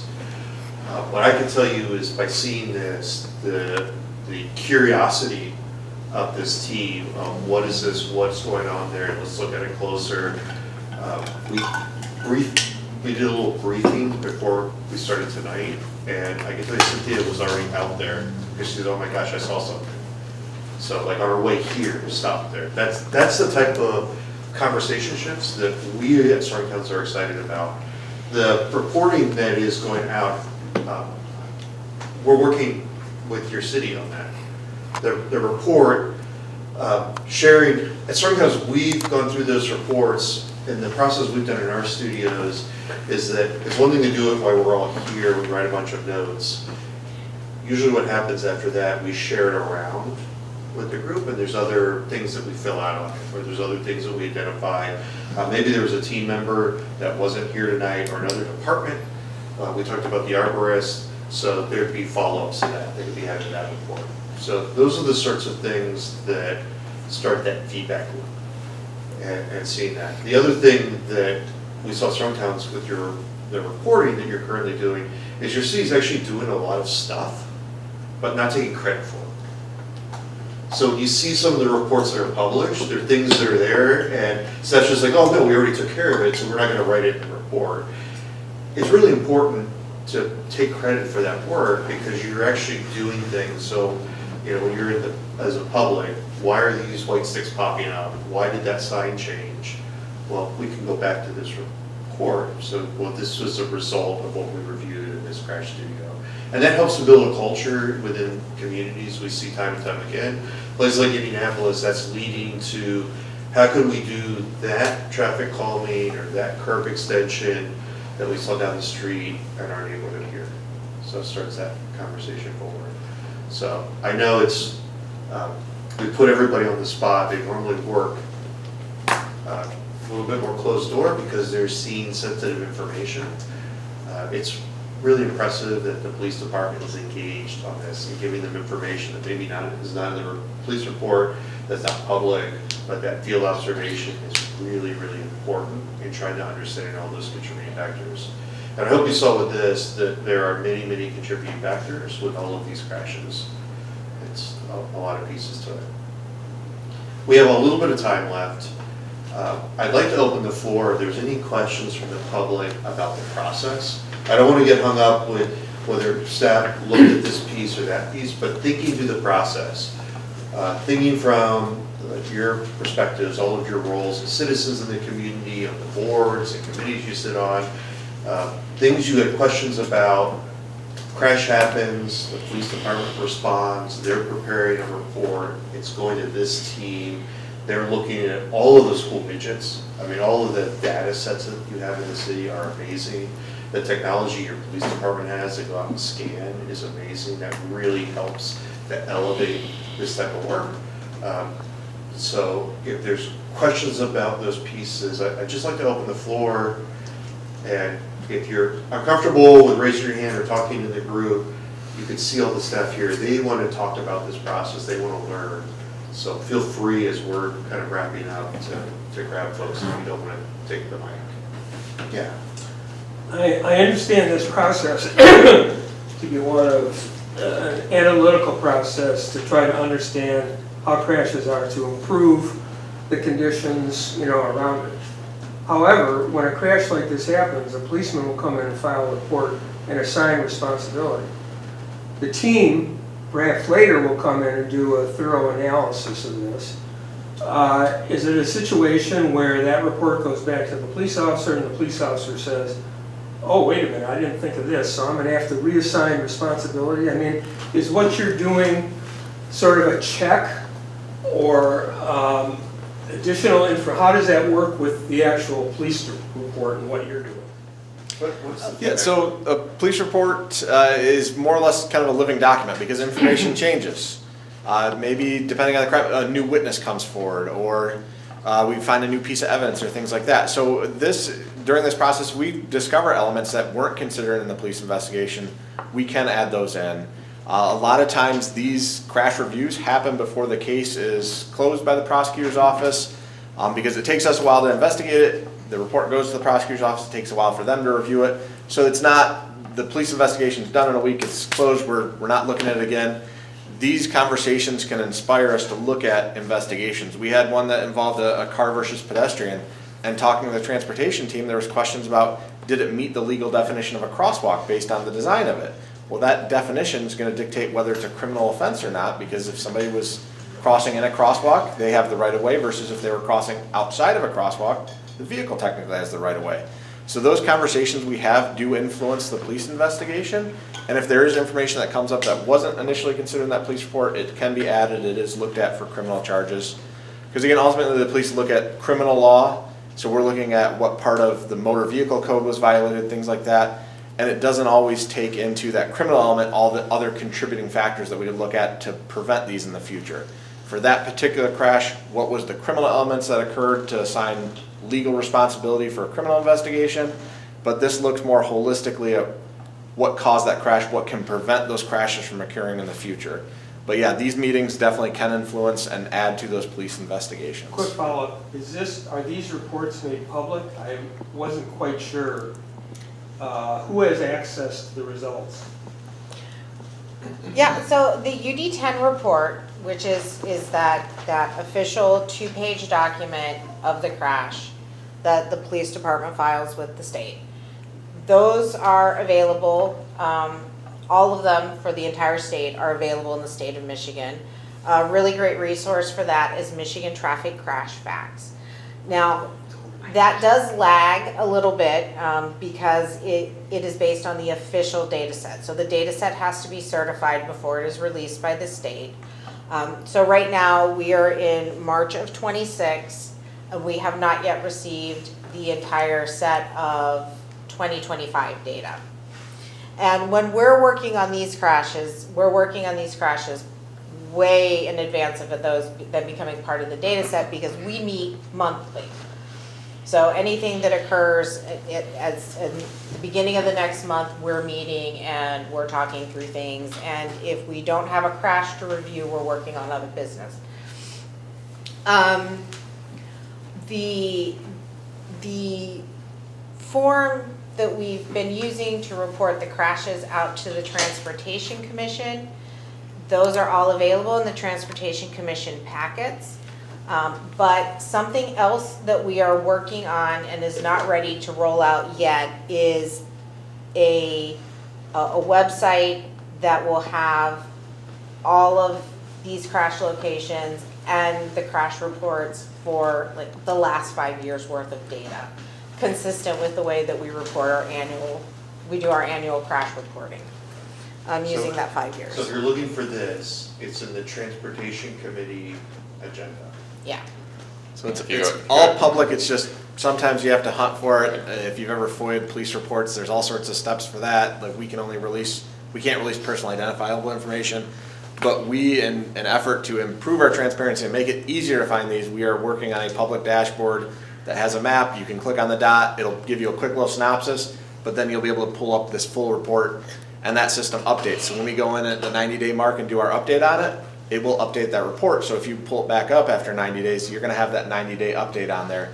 And maybe at that point, we had the blood results come back or the the team was able to look at something and that update will be included in there. And that is something we're actively working on.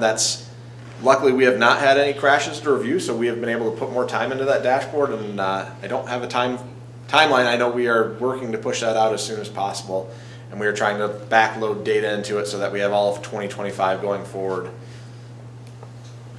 A couple of process suggestions. I think this is really excellent analysis. As a former council member, I also think about policy and a couple of policies.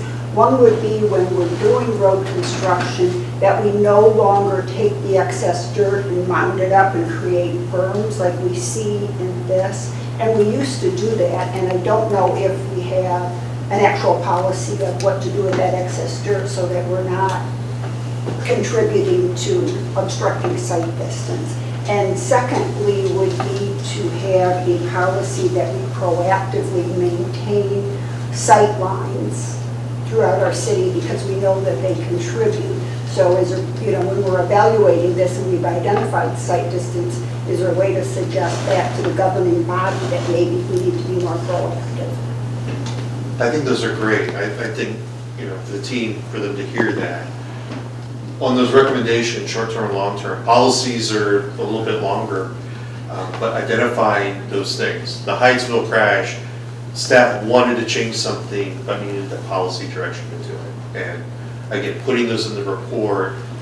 What we found at Strong Towns is telling the whole story. What do we know that happened in the crash? What were the contributing factors, and what are the things we can do about it? When we do that, that helps us to have at least when we have our citizen groups attend council meetings or meet with staff, it gives a constructive way forward. It's not we wish we could do this. It's a much more concrete, and these are small things that really any city can tackle. So that's really good feedback. Yeah. So is the idea of like the short, medium, and long term solutions, is that like the medium and long term would be more, how do we take the learnings from this crash and apply them to other locations in the city, and the short term is like, what can we immediately do at this location? Is that the idea there? And it could also, I would say that's accurate. I'd also say that sometimes at that location, there is a short-term fix you can do, and then there might be a more medium or long-term Like capital short term project. might be trim a tree, medium term might be, to your point, doing some grading. Yeah, exactly. When they go through that whole list of narratives, that's that next, we kind of went through all the narrative pieces, but that's that kind of next discussion. What could this team do? What I find really interesting here in Ann Arbor is your transportation department, the way it's laid out, the people that are in this team. Not only do you have the engineers, you've got the long-range planners that are making those long-range decisions. You've got your operations department, the folks that are doing the construction work. So you have that dialogue working that, at least in other cities, and I think I'm seeing it here, they're learning every single time they do one of these, so we don't repeat mistakes. I would also add that part of our medium and long-term strategies are getting something into our capital improvement plan. Yep. So if there's something identified in the field that we know would take constructing concrete or some other barrier or something like that that requires a lot more money and design, that would be put into a long-term project for us to include in the future. And just to repeat that for the sake of the recording, Melissa was discussing the fact for some of those medium and long-term strategies, we need to make sure that they get into our capital improvement plan so that we can plan out that investment, particularly if it is above the set threshold for inclusion in that plan. Yeah, there's a question in the back. So a lot of what you've been talking about is what the city can do to maintain the roads. There's also the bike rider and the driver. So how do you relay the information that you found from this crash scene to the people that were actually involved? How do you get the information out to cyclists that a strobe light is better than a regular light? Or that, how do you get the information to the drivers that with all these new bike lanes, you're gonna have to, what do they need to do to be prepared to handle the activity from the lanes? So as you find that information, are you just focused on the city's response, or do you have liaisons with the bike committee or whatever that's? Yeah, so to summarize the question for the sake of the recording, the question is regarding when we are identifying contributing factors that are not engineering and may be more in that education space. How are we responding to that currently, both for drivers and for non-motorized travelers? So I can really quickly state on that side, we, on the police department, try to lead with transparency. Things like when these crashes come out, we put out a statement. We were working with our public information officer to put out updates to that crash as well. And some of that includes things like remembering to wear a helmet. Yes, you technically don't have to wear a helmet, but I've been to enough crashes. If you have a helmet on, it helps you. I have seen the consequences of not having a helmet and suffering traumatic brain injuries through my work here. I will always wear a helmet. When my kids started riding their bikes, I went out and got them good helmets. I didn't go to, we'll say, a store that maybe starts with W and sells some cheaper items and buy the cheap ones that were No, I went to a bicycle shop and I got them a good quality helmet. So can we, in our social media campaigns, those are cheap, we can for free put it out on our social media channels of the police department in concert with our city communications. Can we push that information out? Can we try to attend community meetings, try to get out to the different groups and things like that? And there's definitely room for improvement on our side, because I think Edward mentioned it. We did a lot of work and we kind of kept it to ourselves. We weren't great about putting that information out, but that is something we are trying to do. Can we push out our findings to those groups to say, work with maybe a biking group and say, hey, we just had a crash involving a light. Do you guys have some opportunity? Could we maybe try to partner with you for some grant funding or something to give out free bike lights? Can we do a helmet program or something like that? So education, right now a lot of that is focused on, because it doesn't have a lot of funding behind it for us, is the news, information, communications, pushing out on social medias and news reports and things like that. But that definitely, I know on the police department side, is something we want to increase, that ability to meet with those community groups and form those partnerships, because we can't do it on our own. It takes an entire team. The police department can't do it, engineering on their own, the city on our own can't do it. It takes everybody involved. And like you said, some of those things the city doesn't directly have control over, but can we encourage? Can we make sure that information's going out?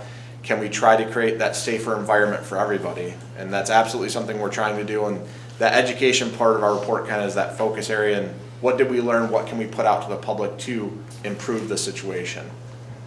And as citizens, as these reports become more available, as you see them providing feedback on some of those components, because it's not just an education thing, it's not just a construction thing, there's many, many things that are involved with this, and how we describe it in a way that's unique to your community, that's helpful for this team. That's an input that I think is worth them receiving.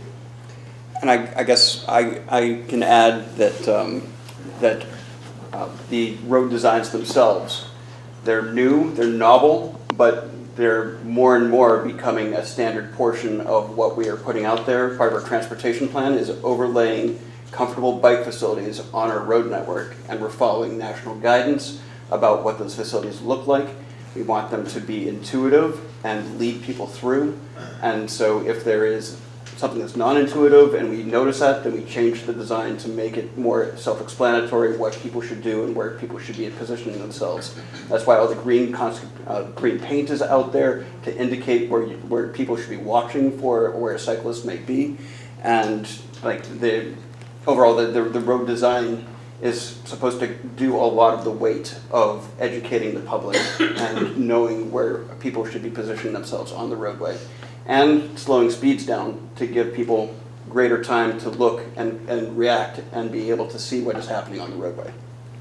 We'll start in the middle and then the front. Apologize for a long wind-up of a question. I'm thinking about the example you started out with of the hand sanitizer, and also thinking about like proximate causes, the thing that was immediately before the crash, and root causes. And I think there's some tension when you talk about different people in the community have different definitions of safety. Vision Zero as a philosophy assumes that everybody will make mistakes at some point, and says we must design our system to accommodate those mistakes. And in some ways I think that is a philosophy that ignores root causes and says, whatever the root cause for somebody making that mistake, whether they weren't paying attention or they weren't looking at the right direction, we should still not have people dying in our transportation system. And so, like, to me, it all comes down to speed. Like, speed, we keep coming back to speed. Whether, if you are going slow, you have more time to recover when a mistake is made. If you are going slow, you are less likely to hurt someone in a serious way.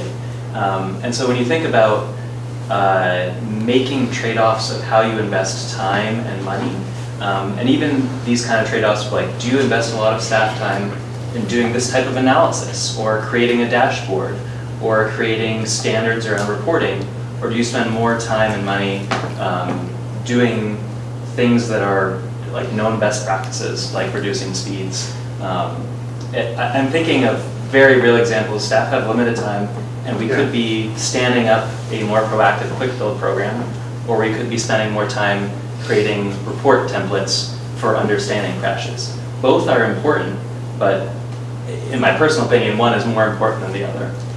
I was just wondering, just the audience as a whole, how do you think about those different trade-offs? I think that's important, this idea of action. In local government, for local government to do action, they have to create a process to do that. That's just the way that things are set up. So we look at these crash reports, how are fast ways to move forward on it? This team spent a little over an hour tonight going through their crash. That's typically not how long they spend on this, because you're running through the cycle. You've got a very high-skilled team that has representation in multiple departments getting lots of support. So just like the police department described tools they had to speed up the process, those are the things that are happening. So that's important. The other thing is that there are no silver bullets out there. The standards that we see, the Complete Street and Hyde bill, even this intersection that we looked at tonight, met all of the standards. But there are other contributing factors.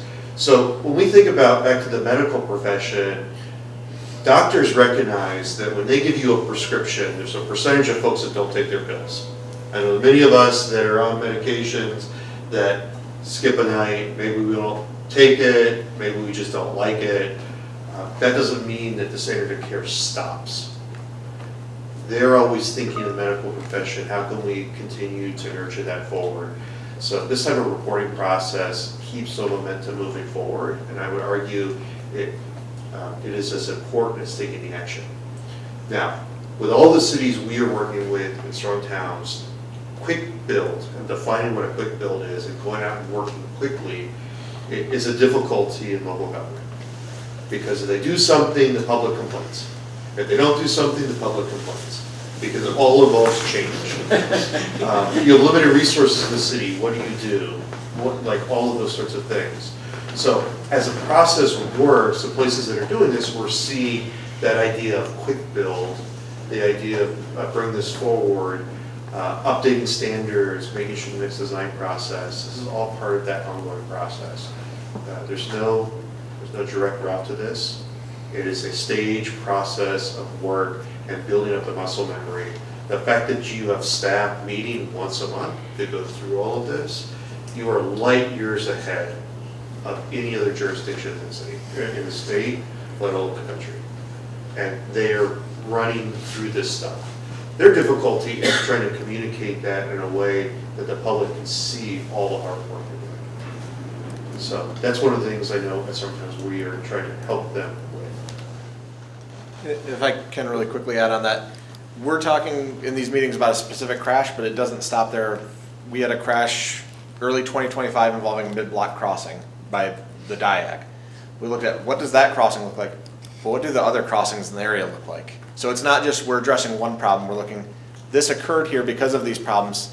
Does this problem exist somewhere else that we need to look at correction as well? So not just we're putting a Band-Aid on one injury, can we prevent those injuries from happening at other spots by looking, what did we learn here? Can we apply that to other spots? Can we be preemptive about it? Can we make sure that our mid-block crossings have consistent signage, that they have consistent paving markings, things like that. So we look at a single crash, but we try to apply that broadly to the entire situation. When we had a mid-block crossing, we looked at all the surrounding mid-block crossings for comparison. When we had a a car pedestrian, what did the other situations look like that have similar situations, similar circumstances, similar road setups, things like that. So trying to kind of get the most bang for your buck, kind of on your side, like where are we dedicating resources? So it might be we looked at one crash, but we're applying that broadly. We're looking at more kind of policy driven. Can we change things long term? You know, we had a crosswalk crash. We did immediately crosswalk enforcement at various crosswalks throughout the city, not just the one we had a problem at, but can we do this at different spots? Can we apply that same lesson, those lessons from that one spot to other areas to spread that message out, so we're not just solving one problem, we're trying to solve the holistic problem. Thanks for all of this tonight. This was a lot of good information. I've got a couple of questions, and I guess the first one is going back to your Hyattsville example that you shared. That was, there was a construction standards document that was for the county, I guess. The county published that. And you said that part of the process was to get that changed so that they wouldn't use slip lanes, for example. I guess a question to staff, like what is our comparable document that Ann Arbor uses that describes our construction standards? Our engineering standards are on our website, so they are available, and they cover a lot of different scenarios. So they're covering everything from if there is patching going on to how a full reconstruction would get built. They also cover certain private development type considerations, like if it's a drive approach or things like that. So all of our standards are on our website.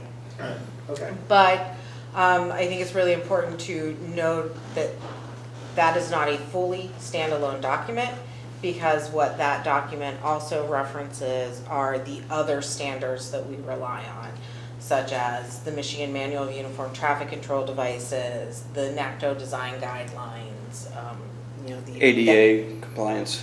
the American Association. I'm sorry, I didn't Yep. get all. Okay, so the Michigan Manual of Uniform Traffic Control Devices, the National Association. City Transport. No, yeah, National. Yeah, Association of City Transportation Officials, and the American Disabilities Act and subsequent guidance that have come out of the Access Board. So there are a lot of design manuals and guidelines and requirements that are referenced in those standards. And when we are looking at a design, we're constantly updating these engineering standards because we're constantly looking at the new research and we're constantly looking at the new guidance that are coming out of agencies like NACTO. That's why we reference these other guidelines, and the engineering standards are not necessarily the end all of how we look at design. Okay, thanks for that information. The other, I guess the other thing that I'd like to ask is, since you mentioned that you weren't comfortable doing this exercise with an actual crash, if this information is eventually going to be shared on a web-based system of some kind, I think that's a great step forward, but what are we going to do to make ourselves more comfortable with sharing actual data and actual crashes involving people in our community? I will say that I think it definitely needs to be done sensitively, but in Strong Town's examples, they use the names of people involved in the crash. I mean, they were actual people. I think it's important to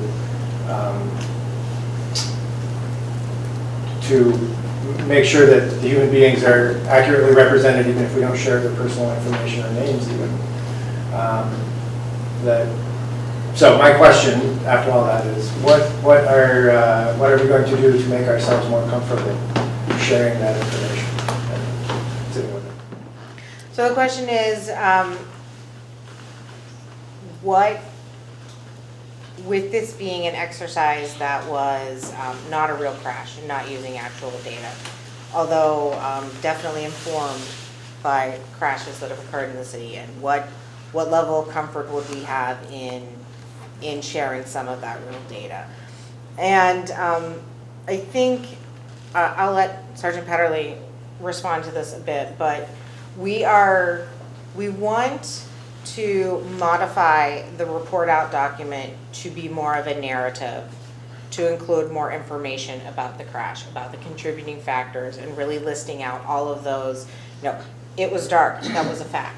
There was a person on a bike, there was a person in a car. The person in the car did not approach the intersection perpendicular, right? Like all kind of really more granular detail, narrative of what happened and what all of those contributing factors were. A lot of the work that we are doing when we are sitting down as a team, it involves very personal details and information that is part of a criminal investigation that has not been completed yet. And what we really wanted to be able to show the public was some of the tools that we're using. And we wanted to be able to show you the value that we're getting out of like the scans that they're doing as part of their reconstruction. And as such, we did not want to use a live, an actual crash on And that. I don't think the intent is that we're going to be sharing personal information. The intent is to share the contributing factors. The intent is to share what we're doing about those contributing factors to address the crash itself. We're not defining who's involved or their names. That's not the intent. The intent is to stay very focused on the actual analysis of the crash. And the city's doing two outputs. The police department, to their reporting, is an output that's public. It goes through a process, takes time to get so you can see it.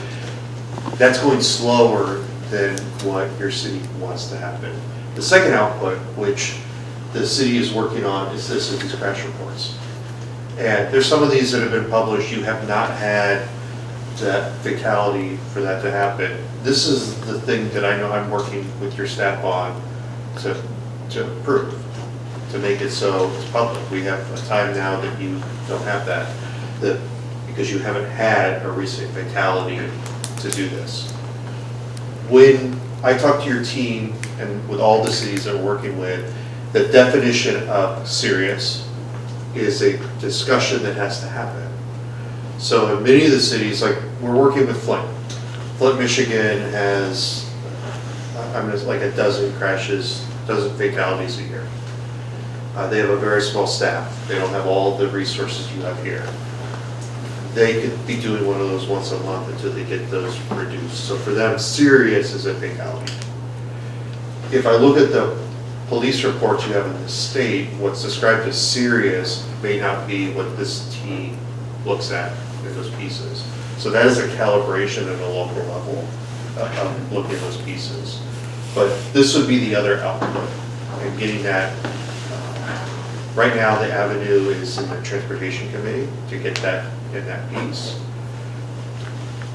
The city's working to make it more visible.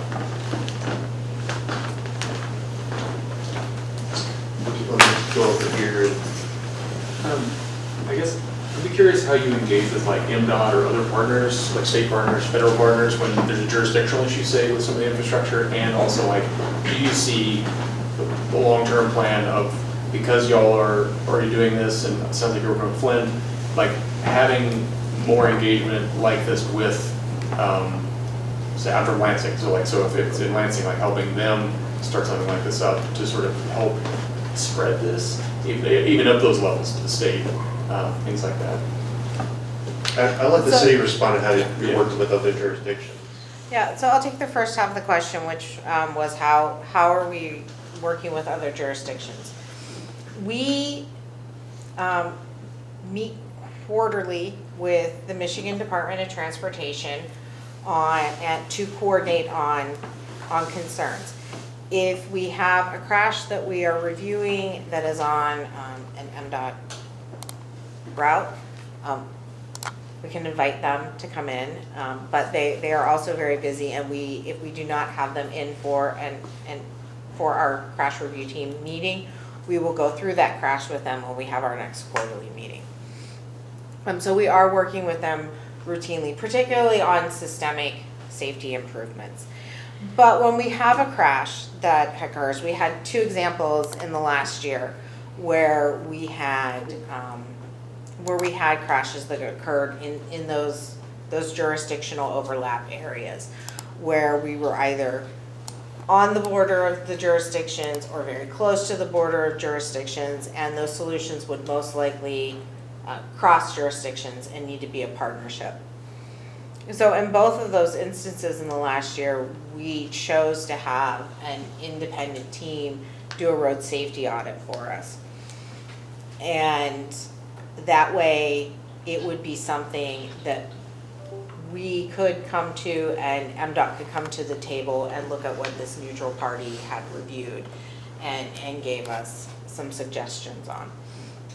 So we had 2 of those instances this year, and we're working on starting to implement some of the outcomes that are out of that, particularly on Plymouth, because we have a capital project that is going to be implemented next year out there. I know we're running over, and everybody's here, so I'll take the final question. And then if you have additional questions, here's the team. I'll still be around. I'm sure they'll start pushing us out. We can be on the screen. We'll take the last question. Thanks, and thanks for the presentation. And this may be a question for Mr. Erfurt. As you noted in your preface, the U.S. is not doing well in terms of injuries and fatalities. When it comes to short and medium-term recommendations, I mean, how do you respond to communities who use the Green Book or NACDO, or do you mean the same standards that, do not arguably comport with Vision Zero, a community that has adopted this as a policy? I mean, how do you rectify that, and how do we go into these processes? You're probably aware of this roadway right-sizing process we're in the middle of. How do you square the guidelines that we're using with our aspirations, which is to eliminate these things? That's what keeps strong towns up at night, and that's what keeps us busy, very busy. We're focused, because our limited resources, not-for-profit, on cities that are ready to take that step. We hope by elevating communities like Ann Arbor up, other cities realize that they don't have to be first, and they can follow. And we see that time and again. Our idea of change is let's work where we can start to make change. When we work with cities and they want to go and they fix the big state highway, we say, no, let's look at the most local level. Where can we actually get something done? And when I talk to community groups and they're trying to figure out how to get stuff together, we work through a process that let's find the thing that we have control of right now, that we have the resources right now that we can go to. And it doesn't look like very big projects. But in every city that we have local conversations working, in every city that Strong Towns has done a community action lab, those small things rapidly lead to repeated processes to grand changes. That is our theory of change. So Strong Towns, we want you to be successful in Ann Arbor because we want to elevate that to the nation for other cities to repeat this process. Because there's nothing here, I'm not an engineer. I came out of an architecture background. I worked with cities, designing all of this, drawing this stuff. Nothing here seems complicated or mystical to me. So starting to share that and open that up, we can build on it and really do change. So yeah, there are other cities out there that want to do this, and there are other communities that you all represent. We are working to find cities to do partnerships with, and everybody's at different stages.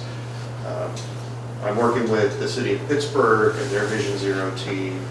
They've got as a robust effort, both politically and at a staff level. They're doing things in areas better than you. You're doing things better than them. And we're trying to pollinate between the two because, again, we want to do this critical mass of showing this off. So I really want to thank everybody. This is an ongoing process with the city. please have patience as they work through it. They're doing lots and lots of things in your city. I can tell you from an outsider, we are seeing forward progress. You may not feel like it, but you are moving forward. You're light years ahead of where other cities are. You could look at other Vision Zero cities that have 0 deaths over multiple years. I would just ask you to go back and look at their street views from 8 years ago.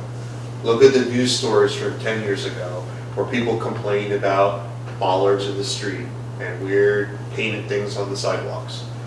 Those small theories of change in those cities, that's what they had to do. So you've got a real leg up on that. So thank you, everybody, for your time.